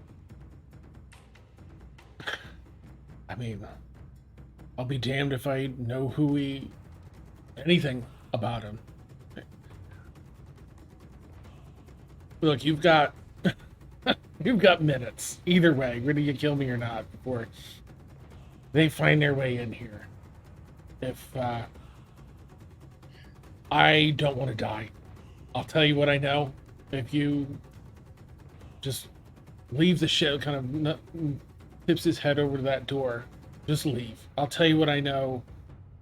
You can survive. Everybody wins, right?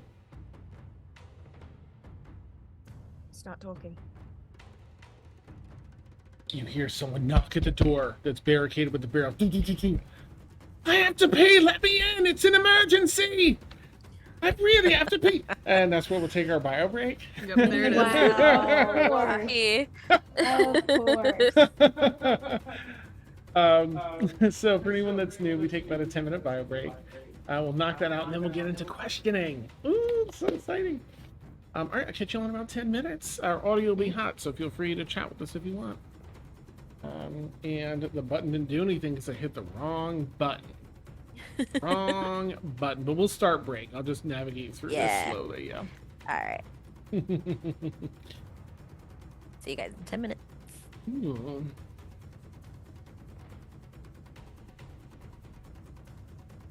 Try that again. Catch you all in 10 minutes. Why is this on? Don't understand.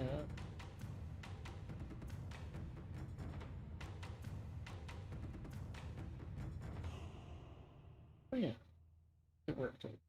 It's going. Okay. Yeah. Oh my goodness, what a fight. Gee.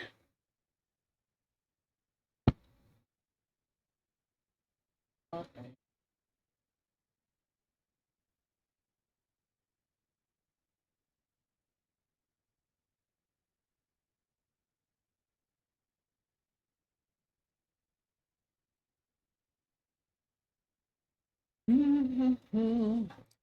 Oh, I need an ice cream sandwich. That's what ice cream, Sammy.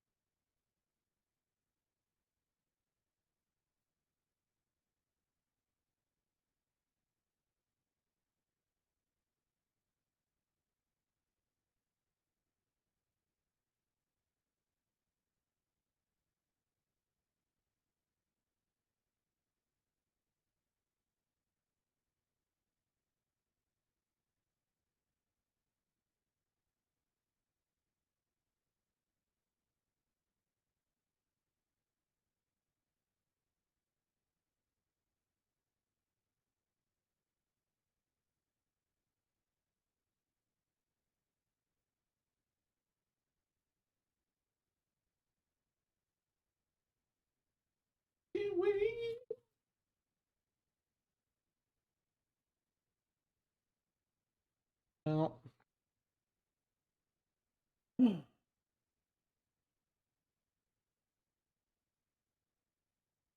Sam. Hey, Steph.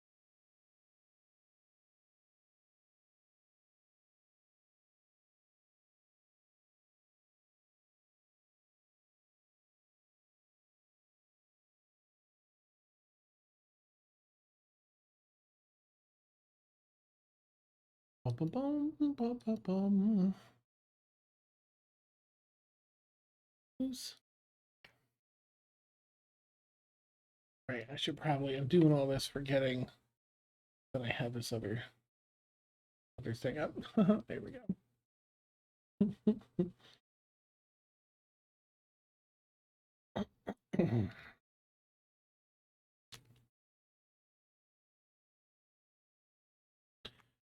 If I could do that, since yeah, I should.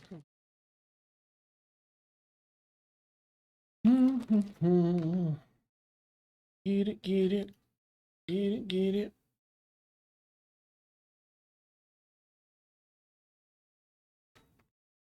Wow. Right when you did that, it just weird. Ow. Things need sound effects, Stasha. Life doesn't have enough sound effects, so. Okay. Oh. Whatever you say. Just kidding. That was my sound effects for you drinking. Yeah. Also, I'm an idiot, so. No. You're just silly. Yeah. Silly news. I may or may not have gone down a Pinterest hole and a Google hole looking for werewolf art. Oh, nice. So many I'm holes. set. I'm set. Huh? So many holes.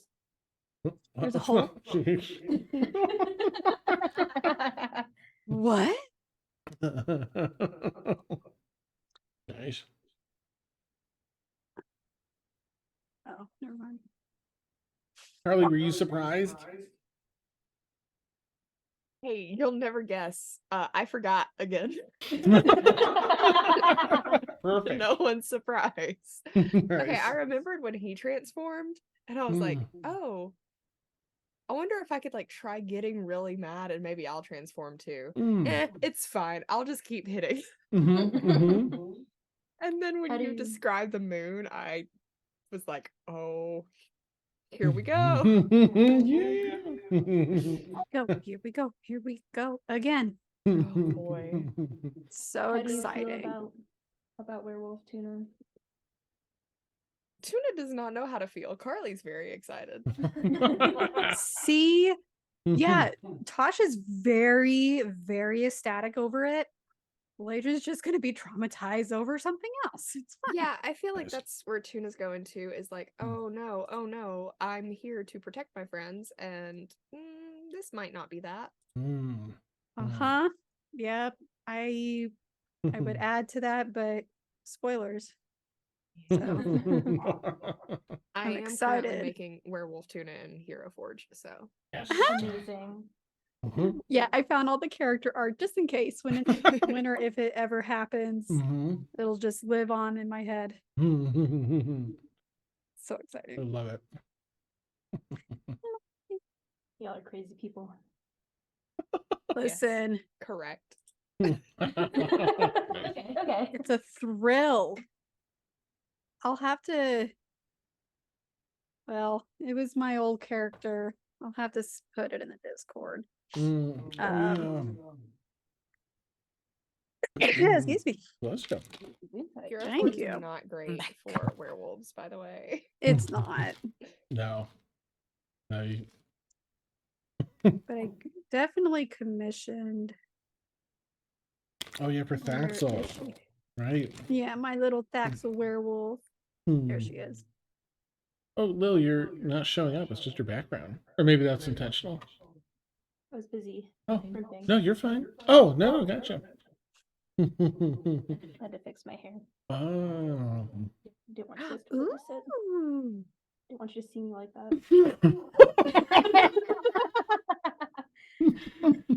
So funny. All right. I'm going to go ahead and bring this back. Because we got to get into the questioning. Ooh, so excited. Okay, back we go.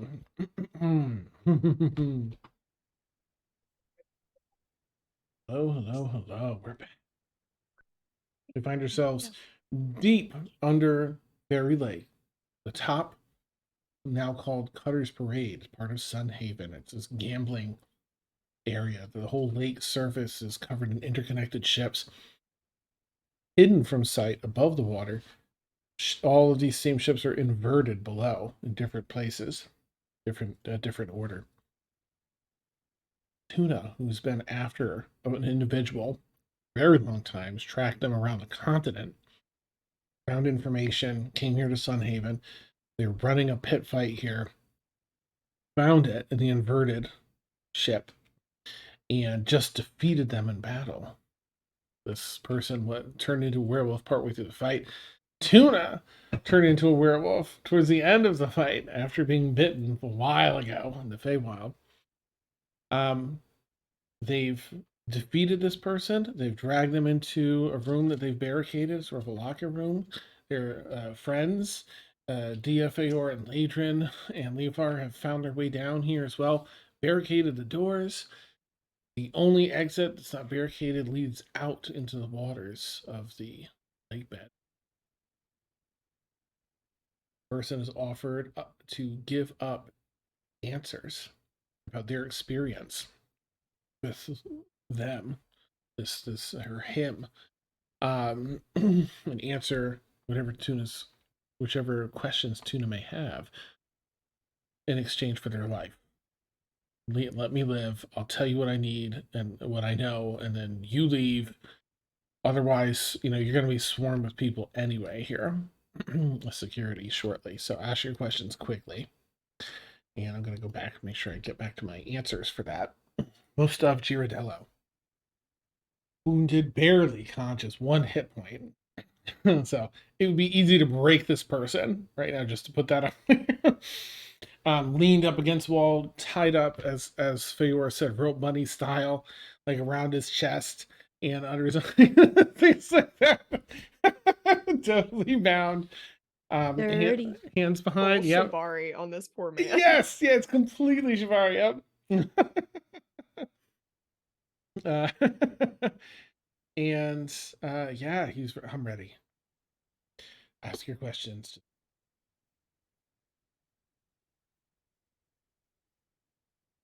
Tell you the whole story. We don't have time for that.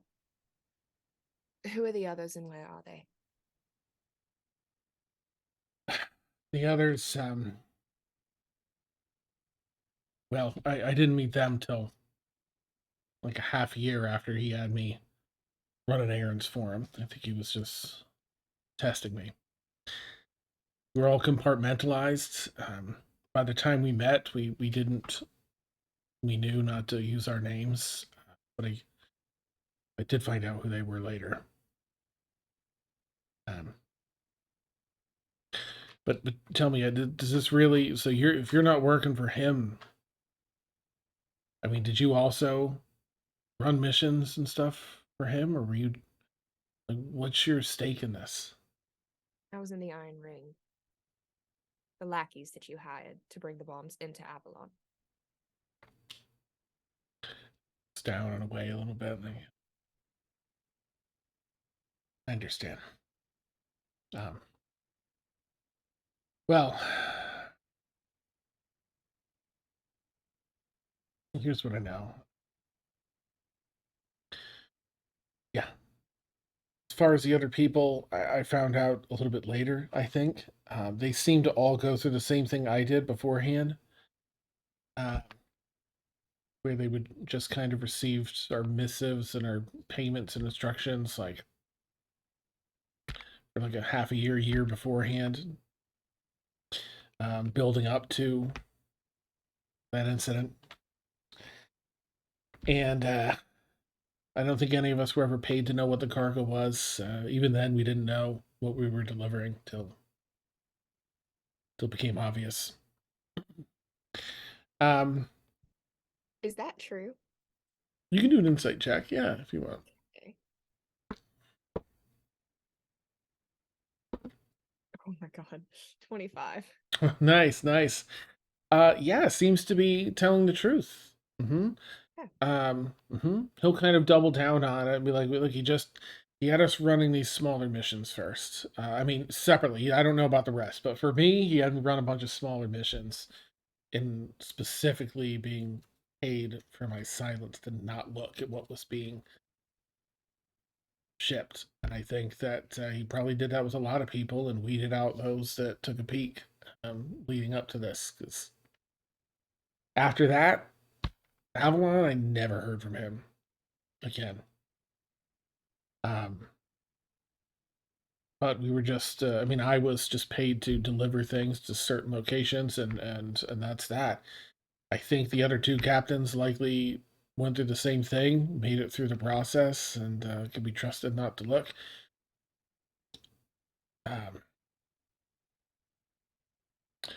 You know, it was a job. It was a job. If I had to do it again, if I knew, I wouldn't have taken it. But, you know, that's part of the business. You can tell he doesn't have a ton of empathy. He feels maybe some guilt with your insight check, but not a ton of empathy for it. Like, you know, that's the biz kind of energy. Let's see. But I did see those other two later, and I traveled everywhere after that. Did not tell us that, and then suddenly, no more communication from him after that event, and so I just ran. I laid low. I went from city to town to city, just trying to wait for things to cool down until it seemed like well, I met one of the others. First one I met didn't see me at all. I noticed them. They didn't seem to catch me. That was over in well, they were working down in the docks of South Belmont. The merchant, yes, silent investor in a number of businesses down there. What is his name? Emmerich something. Emmerich Destrin. Mm-hmm. But last I heard, he was gone missing like half a year ago. I think he's just presumed dead. Why I thought he sent you. Thought it was my turn. Well, didn't send me, but I was responsible. Oh. Oh. All right, I'm gonna share this info, but hearing that, it's like, again, you'll spare me, right? Keep talking. He's gonna try and insight that to see if that's a partial maybe agreement or like a sidestep. Yeah. But he only got a 9. Cool. Nice. Yeah, the other one, I did recognize me. They saw me. I met them up in Moonfell. Moonfell. They actually invited me to a private dinner. They saw me, knew who I was, and it was enlightening. We got to discuss sort of our collective experiences with whoever this was, being hired, being put through these tests. They were sort of in the same line of work that I was. They seem to find some success up there in Moonfell. They have a lot of comfort and safety in their their wealth, and I don't know, they've got some kind of position in the town government there. Yeah. Wilmark Renhold is their name. Last I heard, that was, maybe a year ago or so. Last I heard, they're still up there in Moonfell. Uh,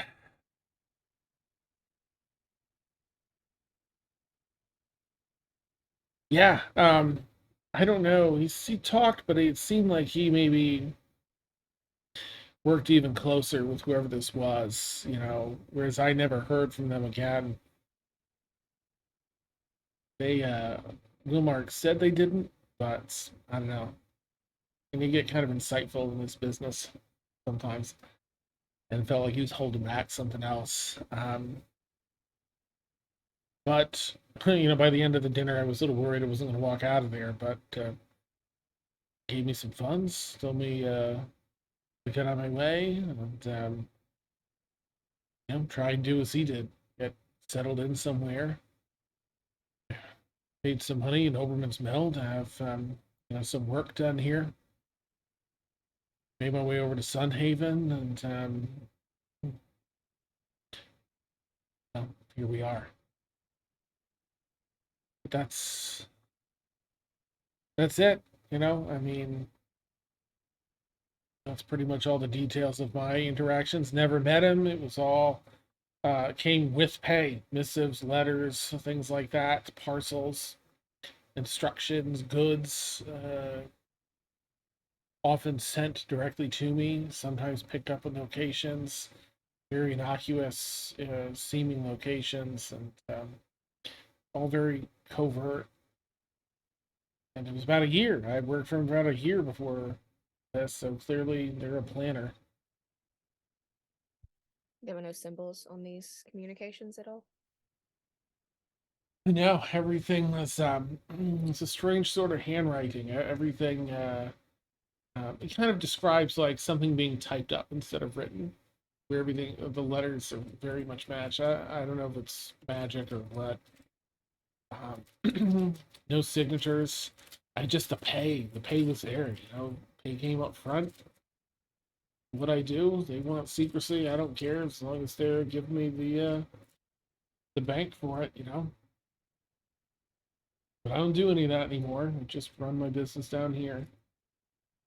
It is what it is for Sunhaven. But I don't have to take down anyone else's business. I'm in charge of what I allow here, what I don't. And you're gonna... sorry, go ahead. I just see you hear some on the doors now. Figured. I'm gonna look at the rest of the party and say, does anyone else have any questions? Do we have to keep them alive? I'll turn back and crouch in front and say, do you feel remorse for what you did, for what you caused? No, I wouldn't do it again. That's not what I asked. I mean, come on, I'm still human. Yeah. I mean, sometimes people get hurt, but typically in this business, that's other people in the business, not innocent people.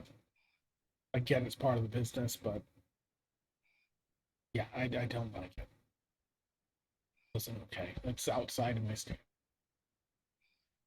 Can I insight check that as well? Yeah, absolutely. Cool. 10. Okay. It does feel genuine. Probably not in the way that you would want it to feel, like, oh man, those poor people, but he's speaking truth when he says I'm still human. That didn't want innocent people. There is sort of like an unwritten code where if you're hurting other people in the business, everyone's kind of signing up knowing what to expect.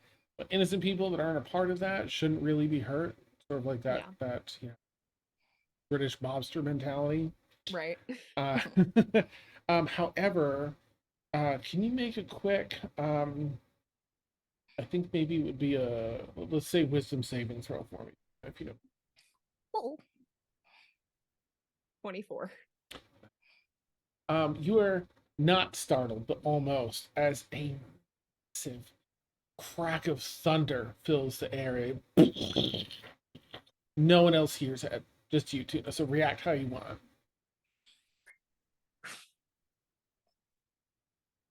Oh, I'm trying to figure out what Tuna would interpret that as. I'm gonna roll a d20. And if it's low, it's telling him to live. If it's high, it's telling him to die. That was a natural one. That is a sign from Taikati. You actually hear a second roll of thunder that is on the borderline of common language. And you hear rolling over the thunder itself almost sounds like bring him to me.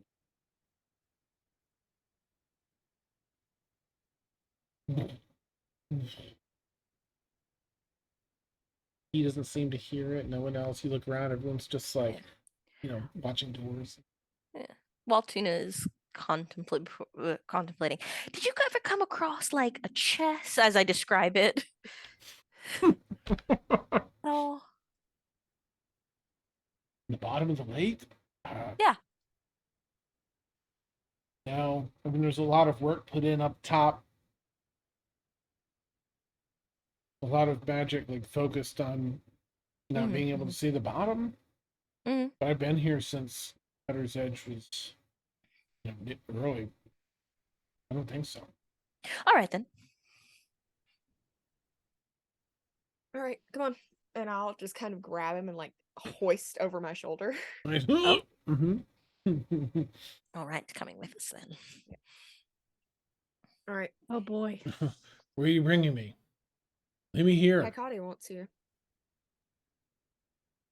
What? Your fate's not up to me anymore.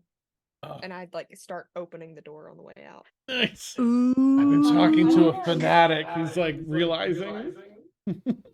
I'm gonna put a hand on Tuna's shoulder really quick to stop him from moving any further, and just pull out a cloth from my bag and wrap it around the guy's mouth as a gag. And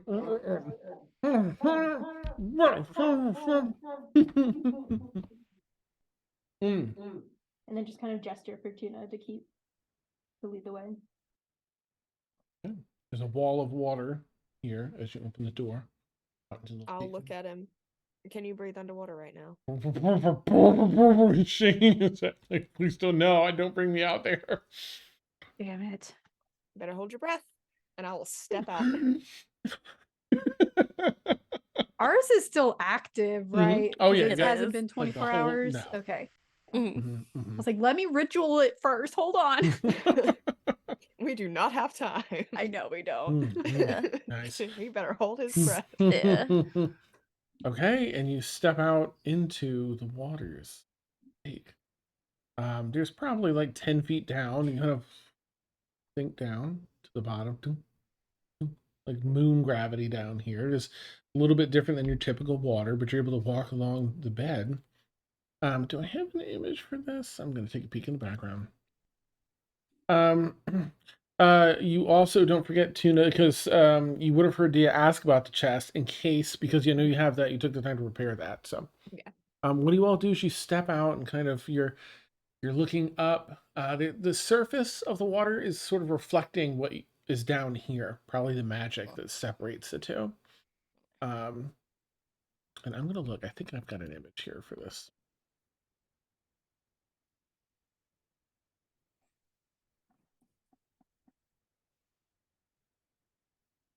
I'm gonna switch to battle and Discord.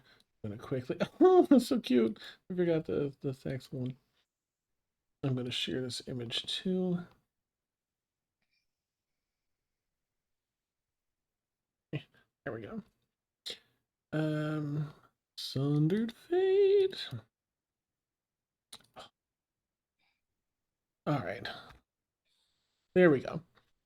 So beams of light in this late evening shining down through the lake, illuminating this, algae covered, plant covered base of the lake here, little mounds of earth that rise up and lower into different areas. What would you all like to do as you step out into this otherworldly landscape? Can you describe exactly what we're looking for, dear? I give the description of the chest that we were as close to it as we were able to gain. All right. I'm going to cast Locate Object. So it's not. Would this be considered? Well, it says as long as you've seen it up close, so I haven't. The nearest object of any particular kind. So I guess that would be this specific type of chest, if I can do that. Dimensions and all that. Yeah. Yeah. So it's concentration up to 10 minutes. And it's as long as the object is within 1,000 feet of me. Oh, nice. Okay, 1,000 feet. Yeah. Excuse me. You feel continuing towards the center of the lake, quite a ways, several hundred feet away. You're getting a ping on that type of item, type of chest. Right. I think it's this way. Do we need to separate to get Cyrodiil and Mustov to the surface? Because I don't think either of them have the ability to breathe underwater. Cyrodiil seems to. They were suspended in that tank of water, so that's they right. seem okay. Actually, let me do a quick roll because now that you're in the water. Okay. Yeah, so you're talking about that, and something you'll notice, even out here, much like the water in the boats, you're able to. They seem to have enchanted the lake water as a whole versus areas. It seemed easier to do that from a magic standpoint. So you can still converse under this water here. You're sharing this sort of information. Tuna, you let everyone know, okay, this way. Mustav's still holding his breath. But there's a little bit of a current that picks up from the relatively still waters. And it seems to be, very localized to you, Tuna. It's sort of an updrafting current. Yeah, I'm just gonna let Mustav go. Nice. Okay. Much like a typhoon or a whirlpool with like the soda bottles and stuff, like starts at that bottom, works up, touches the surface and comes down and just draws smooth stuff up, like bubbles of air coming up as he's panicking, just starts pulling him up out of the water. Y'all watch whatever this unseen force is. Let's see. And as there's about 30 feet of water here where you're at, it gets drawn up about maybe 10 feet, 15 feet away from the surface, and you actually see, thankfully, gosh. So you seem to be protected from the lightning that arcs up into the air up the whirlpool. There's a couple of fish nearby that kind of go like paralyzed and swim up, but you in the group with Tuna seem to not be affected by this. And then when the last 10 feet, you just see him go like rapidly sucked like at an unnatural speed up out of the last 10 feet of water. The drain.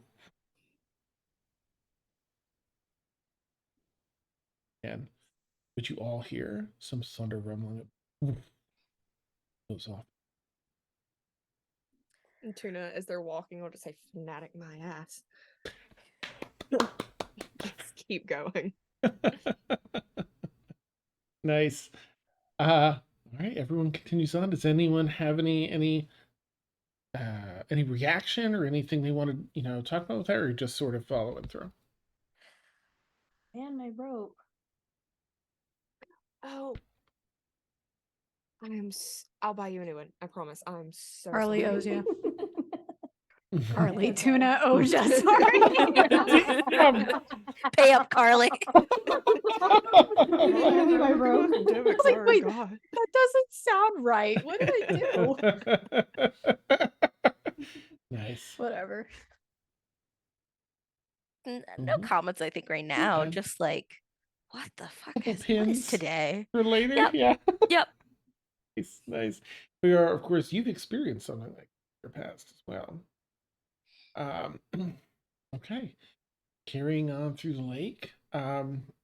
Yeah, so there's, make a perception check, everyone, if you would, as you're navigating over to this area. Oh, classic me again.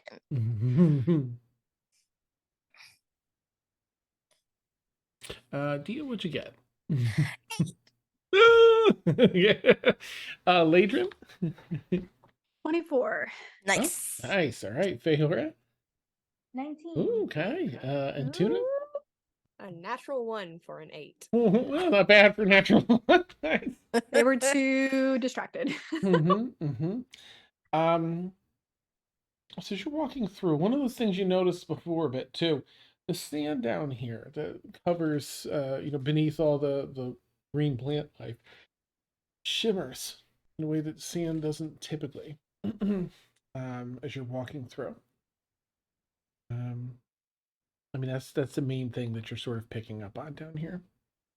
Most interesting sand. Scoop some up into a bottle. Absolutely.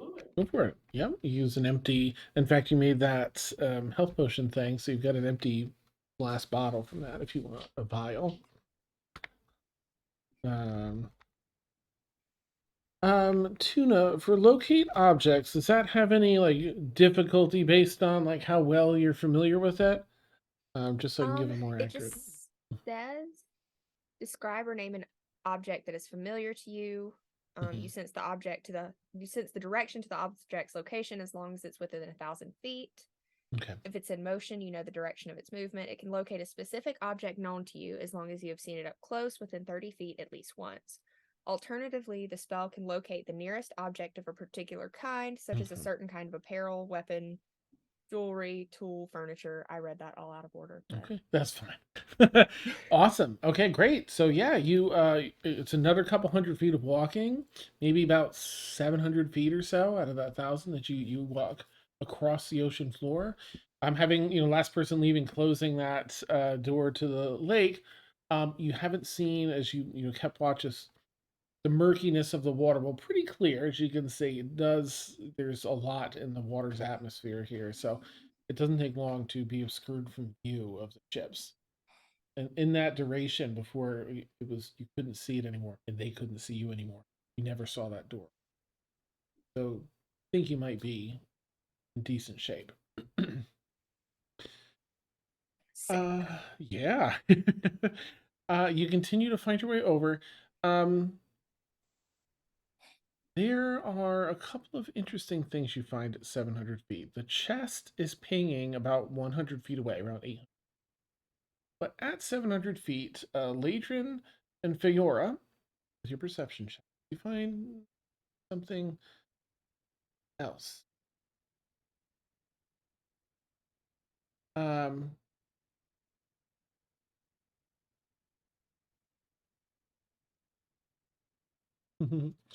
Anyway, you find something else. Ladrin, with your 24, right?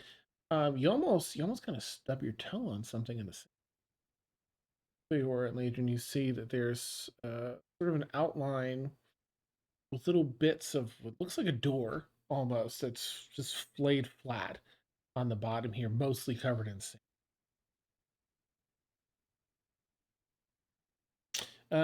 Gosh, is anyone proficient in Arcana? I don't know. Leofar is okay. Leofar's like will mention that there's little magic coming on. The magic? I know it's not what we're looking for. That's tough. And it reveals more of a door. Chest about 100 feet from you. What would you like to do? There's a door and then there's a chest further off. I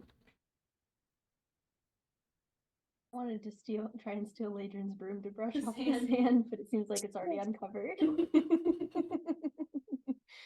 Nice. Listen. You can make a sleight of hand if you want I will to beat you up. try and take your broom. Do not touch my broom. 19. Oh, okay. Let's Jesus, make what a do I need to perception contest check. that? Perception. Can I use my 24 from earlier? I'm sorry. Oh, fucking shit. I got a 10. No, you don't notice. Ooh, You're like, door, chest. And then you kind of look over, you see Figura, sleep, dusting off the door. That is not for sweeping things. I'm going from the back. Room. It is a magical flying broom. It is not a duster. Well, then why is it working so well?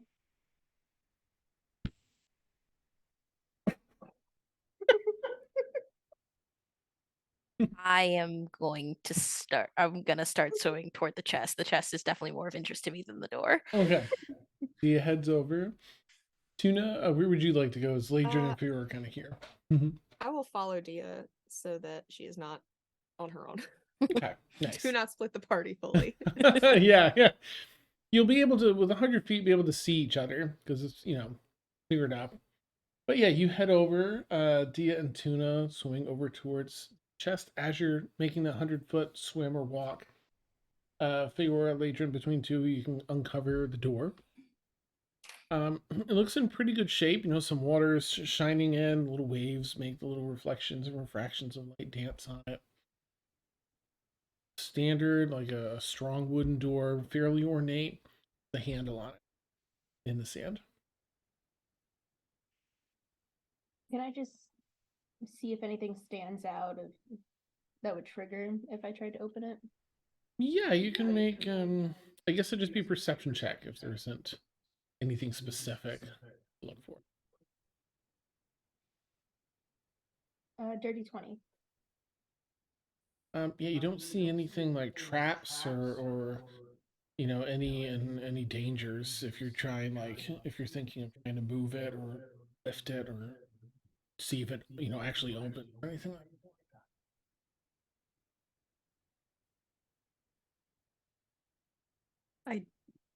I don't trust random doors at the bottom of a lake.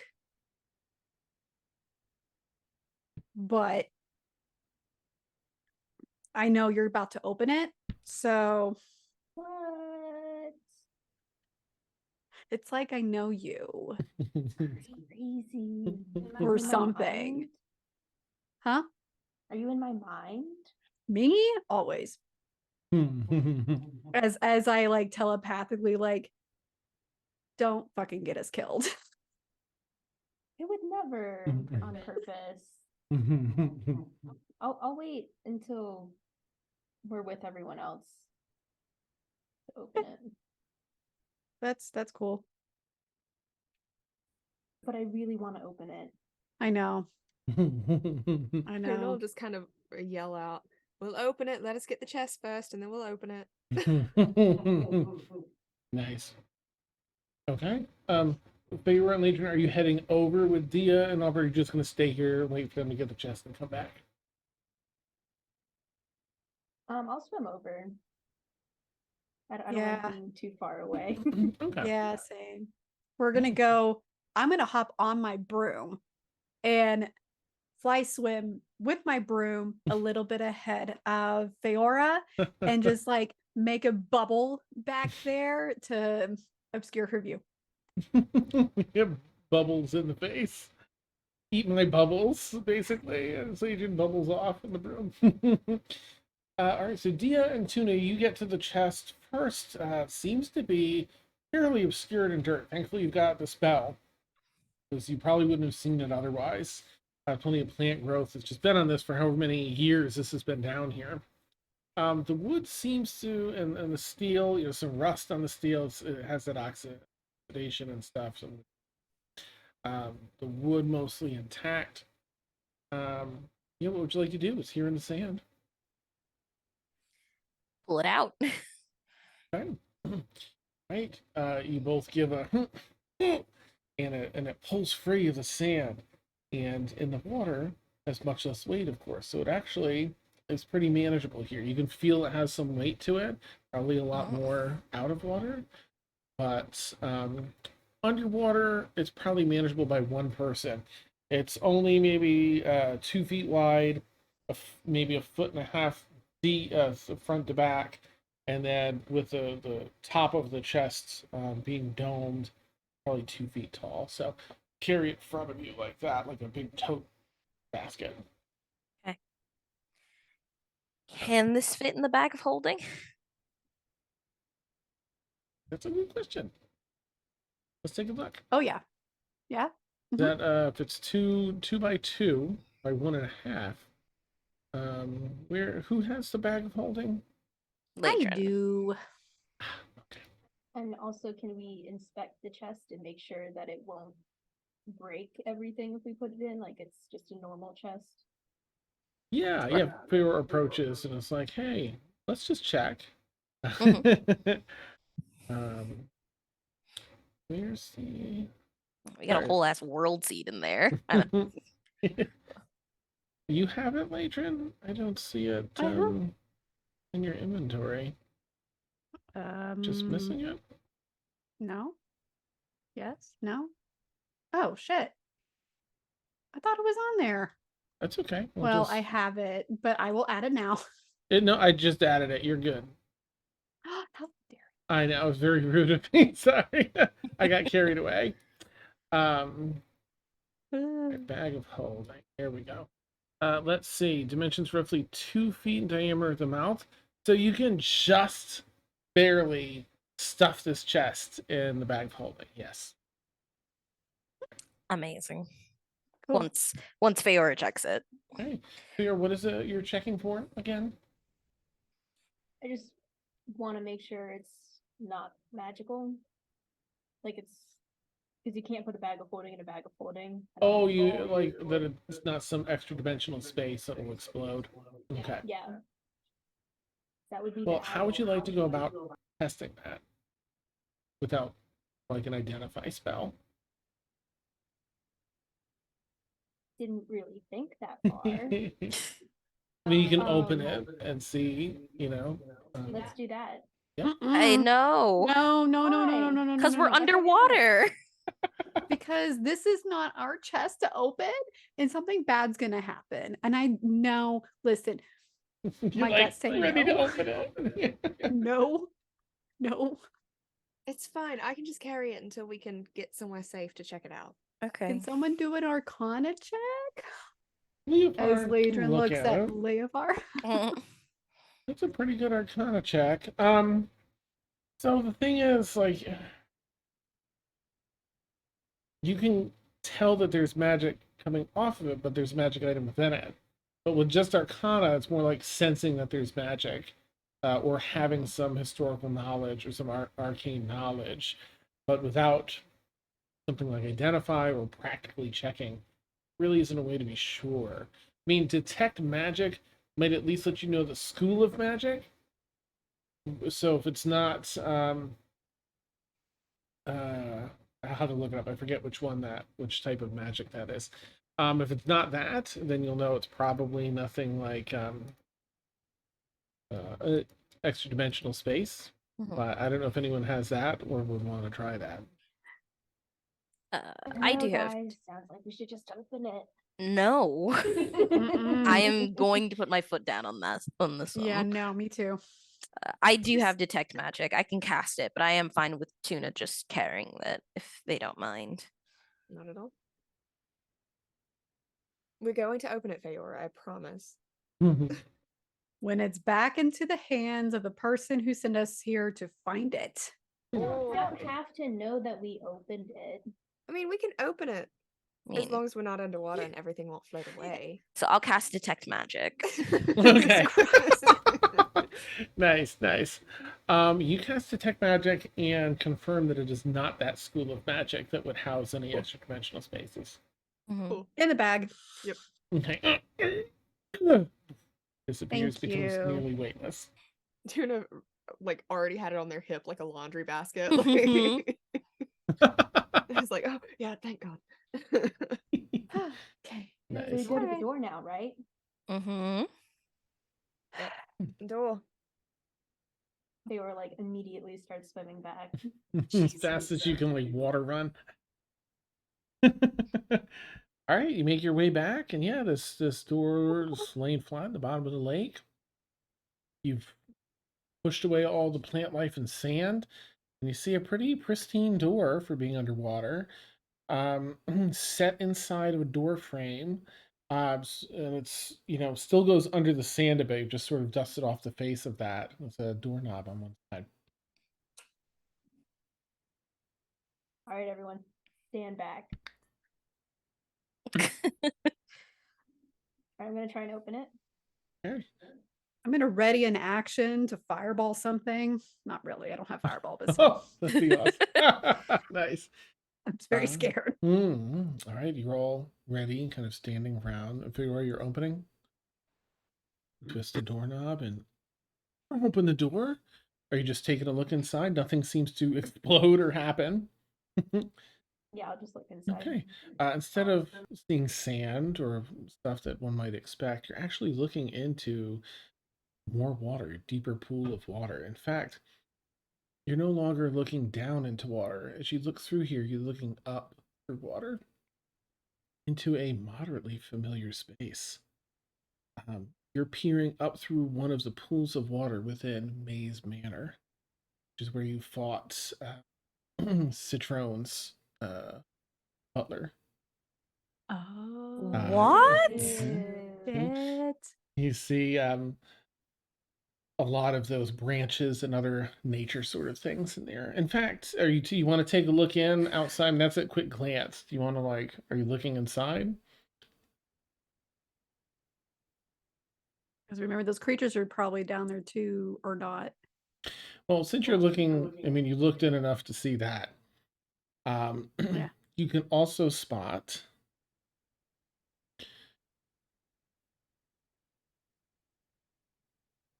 a form within Maze Manor. You can see it through the haze of the pool of water you're looking through, and the thicket of roots and branches that sort of adorn it. They seem to be with like a few levels up beyond this pool of water, several levels up. A tall figure for sure. It's kind of tough to tell from this distance. They seem pretty far. Feminine form, very confident, brisk stride, like there's business to be done. And there's something trailing behind them too, as she seems to be walking, trails behind, and as she stops abruptly, it continues to move and then sort of almost occupy the same space that she's in. Her head swivels over to look down from this upper stairwell into the pool of water. You can kind of see in this moment that nothing was following her. It was a trail of smoke, dark smoke trailing off her body as she was walking. You get a bit of a crisper look, as though the experience is being magnified in this moment.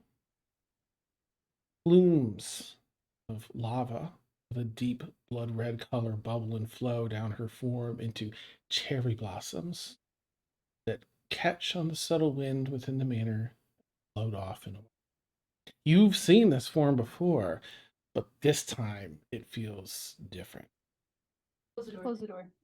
Close the door. You could definitely do that, but there's a little more to the experience that you're having. In this moment, it's almost slowing as you're experiencing this. You've seen this form before. Again, this time it feels different. Just a glimpse fills any of you that are looking with a sense of awe and fear. Your will alone prevents you all from just locking up. If the very sun itself condensed its great power of destruction and creation into a humanoid form, that might be a distant calling to what you see by simply looking upon their personage. This isn't just a different feeling of your last encounter. This experience is on an altogether different level. In that last meeting with Nithrana, as frightening as it was, you would put that on the scale of ants and insects. If you put it on the scale of the first experience being ants and insects, this would be on the scale of the cosmos. One of the cherry blossom lands on the surface of the pool as you're ready to close this door. And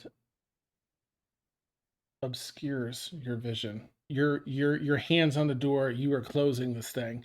And as that cherry blossom floats by, she's no longer up on that level. She's leapt off over the rail and is plummeting towards this pool of water.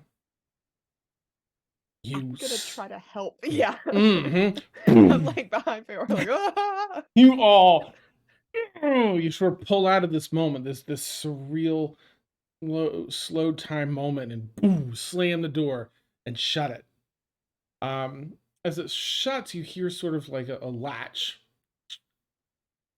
and you take a couple steps back, and the door, huge banging and knocking on the other side. Seems like the door opens from this side, not from the other side. However, you also know who and what you're dealing with at this point, so please let me know what you all would like to do.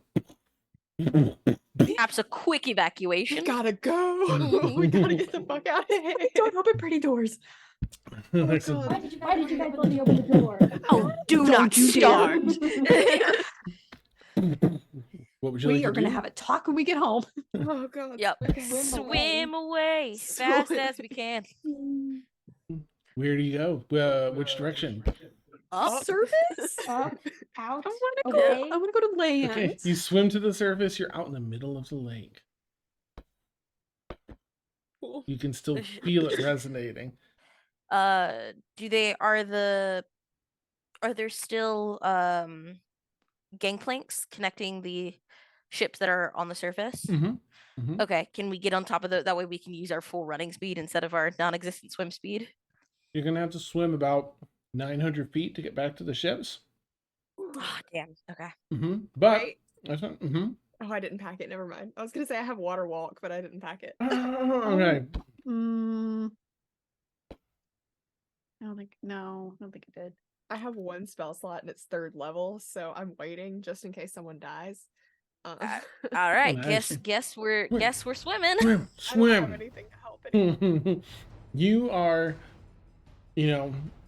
bolting. If you want to get there, you can double your speed if you take a point of exhaustion, for what it's worth. You don't have to, but that's an option. You are, in fact, I restarted the battle music because it sounds so exciting. Would you all like to do regular speed swimming, or swim part way, see how it goes, and then decide? Goodness. What's the first level? I've been exhausted enough that I should know what the first level of exhaustion I think is. it's ability That's checks. good. Yeah. Disadvantage. I'm willing to risk exhaustion just to get to surface so I have full movement speed. Or try to get closer. You all, everyone else, or? I guess so. Yeah. Okay. Sure. You feel it like in the water, the vibration, the waves, and you just book. So you get there at your regular walking speed. It's not halved because you take that 1 point of exhaustion. You get to a ship and you're able to climb up, one of those safety ladders along the side, and you're up in the fun-loving area. Actually, can I have all of you do a perception check as you're about halfway there to the boats? Oh my god. Tuna, what'd you get? 19. Adrian? 15. Okay. Feora? Natural 1 for a 5. Okay. And Dia? 7. Okay. Ladrin and Tuna, about halfway through, this water that you've been swimming through, beautiful, crystal clear, has a little bit of atmosphere in it there, but it's relatively clear, pretty chilly, right? It's a lake. It's pretty warm halfway through. By the time you get to the ships, it's reaching a pretty hot level, like a sauna kind of level of heat, which you would all detect at that point. The water of the lake, heated perhaps by super lava lady. Excuse me. Boom, boom, boom, boom. You still feel it as you pull up onto the wee part of Sunhaven, Cutter's Edge. Let's go have some fun, watch some musicals, and just people living their best lives up here. What you want to do is you're now on the ship. Leaving. Put up for Tuna. Okay. Yeah, just in case. I want to say Ladrin has hers up and now is looking like a lich. Nice. Okay. Super inconspicuous. Yeah. Can you dry us off so we're not, dripping with water as we walk through the city? Yeah, Fiora, please. If Prestidigitation covers it, then yeah, I'll use that. It takes about a minute or so because it's little patches, but you can definitely do it. You can do it while moving too. It's a cantrip. All right. There's, a decent security presence, as you know, up here. Not quite the same level as on the inverted ships, but they're here. It's the only place in Sunhaven that really has a security presence. Are you all trying to be stealthy, or are you more concerned with getting GTFO? I feel like we're probably just trying to get the fuck out of this. Yeah. As stealthily as possible.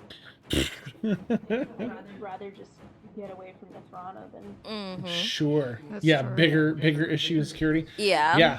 Certainly I feel like that's a moment that you'll probably never forget for the rest of your lives. That impact, that presence. It definitely, whatever that other Nethrana illusion was zilch compared to this experience. It's not something that most people encounter in their lives. That aura, that energy, that power. So you are all just, excuse me, sort of rushing through the crowds and racing off of because you see some people over the side of the boats pointing down at the water that's now boiling. The lake itself has begun to boil. People are pointing and what's going on? Some other people are starting to leave Cutter's Edge as well because that's a little alarming. You make your way off the lake. You're back within Sunhaven. Some of your stuff is still in that bed and breakfast. Where would you like to go? There? Going to go get her stuff. Oh, Okay. Yeah. Again, hustling through the streets. There's actually a bit of an uproar. You get your stuff and you see people in the streets sort of frantically running about. Not mass hysteria or anything, but everyone's really alarmed. The boiling has become this roiling boil.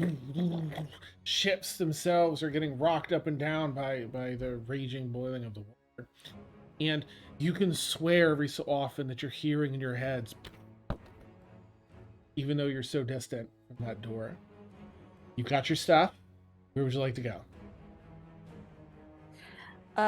Did what's her name tell us that did we have to go back with the chest? Yes. Or okay. We have the sending stone. We should let her know that we have it. Oh shit, I think that's yes. I have it in the bag of holding. Okay. So I can as we're hurrying out, I'll just send a quick message then to Aveline. Okay. Got the chest.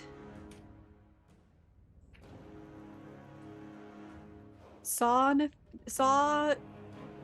she who must not be named getting the fuck out of here. See you soon. Okay. You get a reply. That's what? Wonderful, but are you all right? You saw her? Did you just please leave? That's terrifying. Don't let her catch you, please. We'll be waiting. We'll be waiting.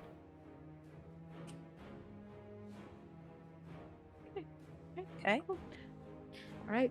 Evelyn's expecting us. Do we just want to get the fuck out of here? I'm Yep. assuming. Okay. I'm putting I on mean, my, I would like. Huh? Sorry, I was just gonna add. I'm putting on my hag nose.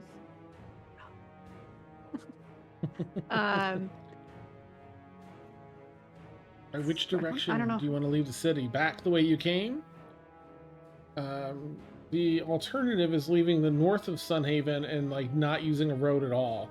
It would take, probably about the same amount of time. But there aren't roads and people and things like that. It'd be up around the mountains, around the northern part of the Wild Thicket, up over the Thunderfang Rise, where Crestwood Valley is, and then around to Oberman's Mill. But if you want to take the trail, which is probably safer and just a little faster, that would be back the way you came. I think speed is the name of the game here. So, the road. Anyone feel differently or strongly? Either way. I am fine with the road. We can ride the girls. So. Leave the inn. There's families kind of ushering their children by. Mommy, what's going on? Don't worry about it. Go. We're getting our stuff. We're going. In your heads. And you continue on. You leave the southern part of Sunhaven. You're free of the city. You're on the road. What would you like your traveling to look like? Looks like in chat that Ladrin and Tuna are offering. Tuna's offering the girls, and Ladrin's offering the broom. Okay. So Just for faster speed. yeah, I'll jump on the back of the girls. Okay. Right, Leofar, I don't think that she has as means. We also have because we also fucking have Cyrodiil with us. God damn it. Cyrodiil, right? Yeah. So we'd God. Yeah. What was no. that? Yeah. What is going on? Then sorry, Okay, never mind. ask I'm going. questions later. I guess we're just booking. We'll hoof it. Right. And they're just like whoa, that's bigger than any of the stuff they've been through, and they've been through some stuff. And they are booking with you all. You begin your travel on the road. There are other people traveling with other people who are leaving the city because that's a really freaky thing going on, and they don't want to be, they don't know. Is it a primordial? Is it what? But people remember, they don't want to be involved in that. So there's sort of other carts that kind of pass you, kind of travel at the same pace, other people behind you.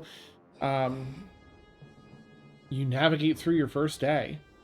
What are you doing when night falls? Are you camping for the night? Are you pushing your exhaustion further to travel through the night? Don't want to be so exhausted that we can't Yeah. even fight if we I need don't. to. Yeah, I don't think we can because our speed is halved if we get another level of exhaustion anyway. So yeah, I just find like a really Are we? Okay, where's Sunhaven? Are we in a wooded area at this point let's now? see. You cross the river Or and then just... you end up. Yeah, by that nightfall you'll be in a wooded area, edge of the woods. Okay. Base of the mountain. Okay. So I could try to find somewhere a little more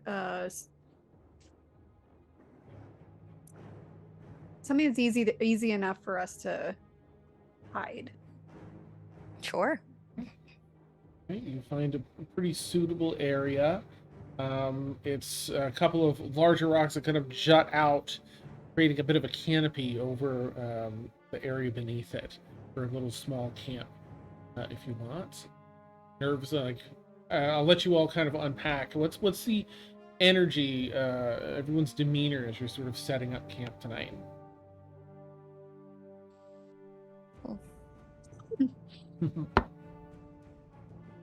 I know when they go down for the evening. Ladrin's definitely going because it's like a 20-foot. It's a radius. Yeah. I want to make it to where she can do spike growth like around everybody. Okay. Okay. So everyone kind of a little more on the stoic side, like preparing defenses, getting things set up, camping close.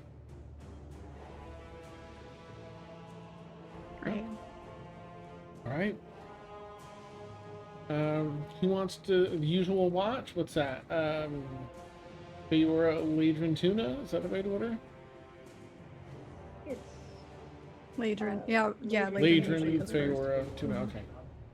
All right. Everyone else, Leafar, and your guest, Cyrodiil, head to bed for the night. Ladrin, go ahead and make a perception check for your first.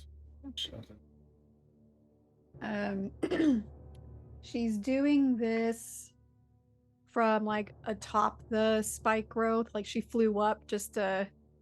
I mean, there's like you can still see like in between. Well, I don't know. Yeah, no, that's what's happening. Oh, why 15? Okay. Rolling low. Keep a careful watch. Interestingly, there isn't too much out here as far as wildlife is concerned, but the wildlife that you do spot, they all seem to be running in the same direction, away from Sunhaven. Southeast, they're all running southeast.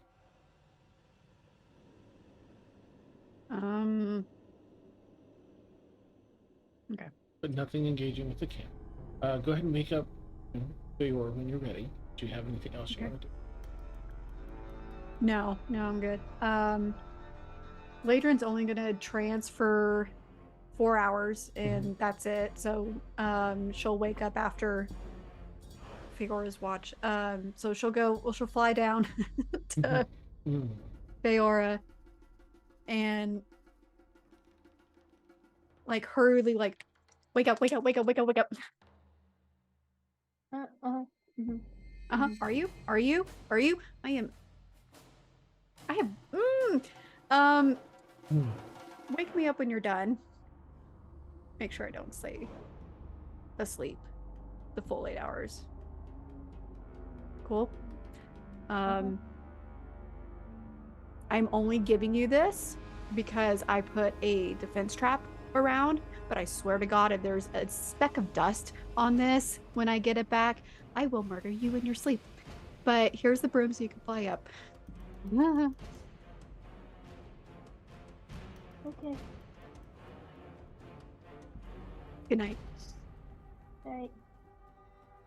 Do any sweeping, Faete? No, I'm just kidding. No.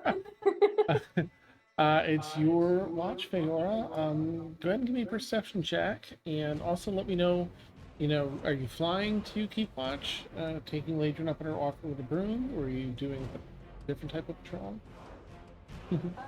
No, I'll sweep. I won't sweep. Nice. I will use the broom Okay. to fly. Okay. All right. Let me know what you get for perception. 23. Okay. Keep a careful eye. Even fewer forest creatures at this point, but still, also the ones you catch are fleeing southeast on the trail and everything, away from some. When you're all set, go ahead and you can get up Tuna, and Ladrin, I think, had asked to be that again. I'll go to Ladrin's first so I can give her back the broom. Checking to make sure there's no dust on it first. No dust. Thank you. Good. I'm glad. She'll just say, yeah, thank you. And then just get back on the broom and go fly up again. to help or assist with watch. Okay. Yeah, I'll look at Tuna after she flies off. Okay. Sorry, you're getting Tuna up next, Leroy? Mm-hmm. Okay. She'll just nudge their shoulder. Tuna wakes up very normally for once, so it's like, all right, let's go. Grabs the shield and goes outside. As you step outside, Tuna, there's sort of like a rejuvenating energy to the night. The moon is a gibbous moon, so, you know, we're approaching on 3/4 full. Another week or so, it'll be a nice full moon. But the glow, the energy, it's a little distracting. Won't take away from your perception check, but feels good. Feels really a lot of vitality. But go and make a perception check if you would. Cool. Oh my gosh, 26. Okay. Same thing. There's still some critters that are running away, fewer still than even on Pharaoh's Watch, but you also catch that they all seem to be fleeing in the same direction. As this is going to wrap up tonight, I'd like everyone to make a wisdom saving throw for the portions while they slept. Or tranced. So is that like 4 wisdom saving throws, or Just one, sorry. just one? Okay. Just to cover, like, you know, for the people that did watch, this is while they were sleeping. Got it. Let me know what you got first, Ian. 16. 16, okay. Feora? 6. Okay. Adrian? 18. Okay. Tuna? 9. Okay. In your dreams, inevitably for each of you, at one point or another, you are passing from wherever you are in your dream back that door. That door appears in whatever location you are in your dream. And it's always on the ground. And you always, well, let's see. Feora, sorry, you ended up with a what, Feora? 9? No. No, I got this. You got a 6. So Dia and Ladrin had at least double digits, I think, right? Yes. Okay.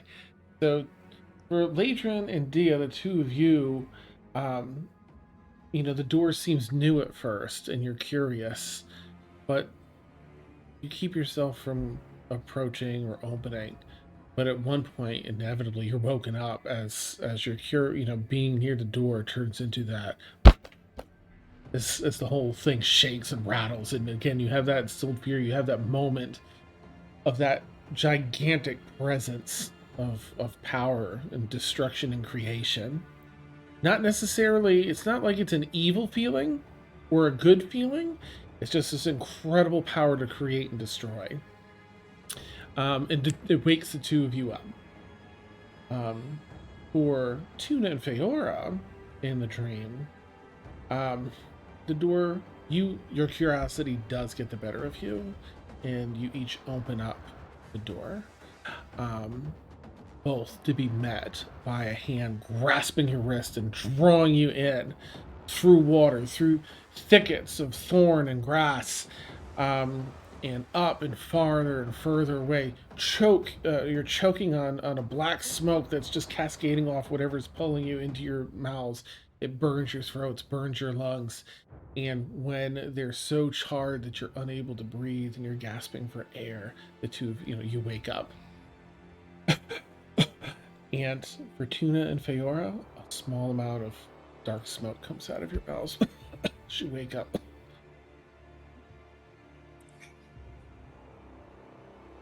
But you all meet for breakfast. Cool. Do we have a long rest, right?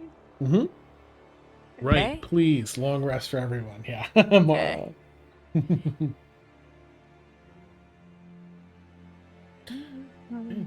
all gather around breakfast, a little solemn.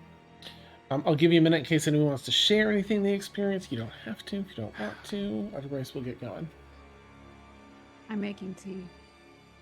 Okay. Calming tea. Feora's just like rubbing her wrist. I'm sorry, Feara's doing what? She's just rubbing her wrist. Oh, okay, nice. Stings a little. Stings in the area where you were grabbed in your dream. Looks fine, but feels, you know, when you get a burn, and like day 2 has just that sting. Yeah, no marks or anything, but both Tuna and you kind of feel that sting. Skin. Tuna's just very quiet. Dia does want to say something before we like. So I know in the current situation we are focusing on being on the move, but if I do not make this request now, I feel like something is going to happen to where I won't be able to. I ask all of you, I desperately need this guide to take me past Crestforge, so I'm asking very much so for no one to open that chest. I can't risk anything to not have a reason to get me past Crestforge, and their requirements are very strict. Of course. Thank It you. won't leave this bag. Leofar doubles down, shares that sentiment. All right. Okay. Breakfast, and then I guess we're going to keep moving as a magma woman is. Trying to escape. I guess. Hmm. How did she get there?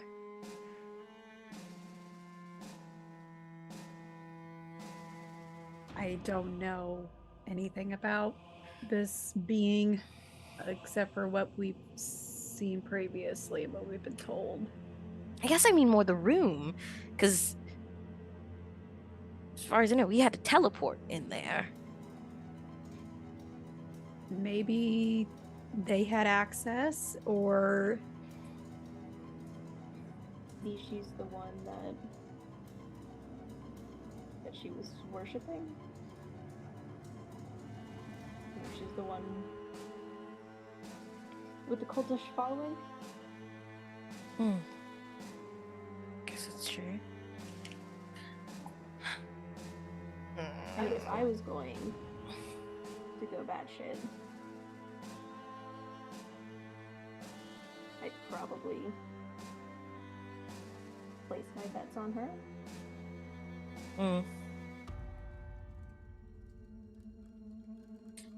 Okay.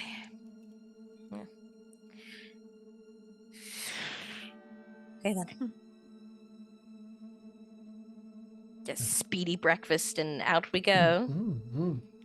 Legion, you're going about that very peaceful ritual of making tea. Calming tea, get the leaves set, and you have the pot boiling, and as you're carrying it over, it goes from boiling to boiling over. Scald your hand. You drop the pot. Then it stops hurting. There is no scald. It never touched your hand. But your pot's on the ground. did it break? No, I'll say it's a sturdy pot. You okay? Are you okay? I guess. I thought it boiled over. I guess it didn't. I must be tired.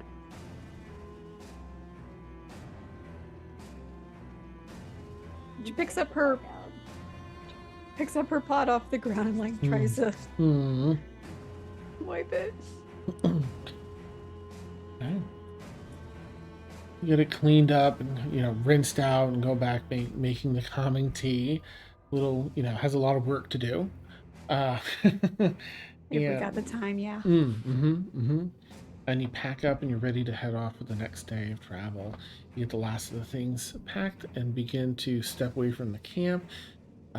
You're about 45, 50 feet away from where you were camping, and you all hear a very soft sound. Like enough where causes pause. You heard it. You've got to sort of like listen carefully to see if it makes a sound again. You listen. The banging of the door in your heads again. Turn and in a determined way, carry on with your journey. And that's where we'll end tonight's session. Guess we're just gonna be like taking Haunted by psychic damage. Yep. A bitch, man. Yeah, get it. I my open the door. I stand by opening the door. No, Yeah, no. I just regret it. Does that make sense? Like Yeah. Absolutely does. Do you feel remorse for that? Yes, 100% yes. Definitely. That's So definitely going to be on a much. t-shirt. Do you feel remorse? I'm oozing remorse right now. I love it. Well, listen, I mean, if nothing else, I'll put out there an ad that you now are aware of a door at the bottom of Fairy Lake that leads to Maze Manor. Like, why is that there?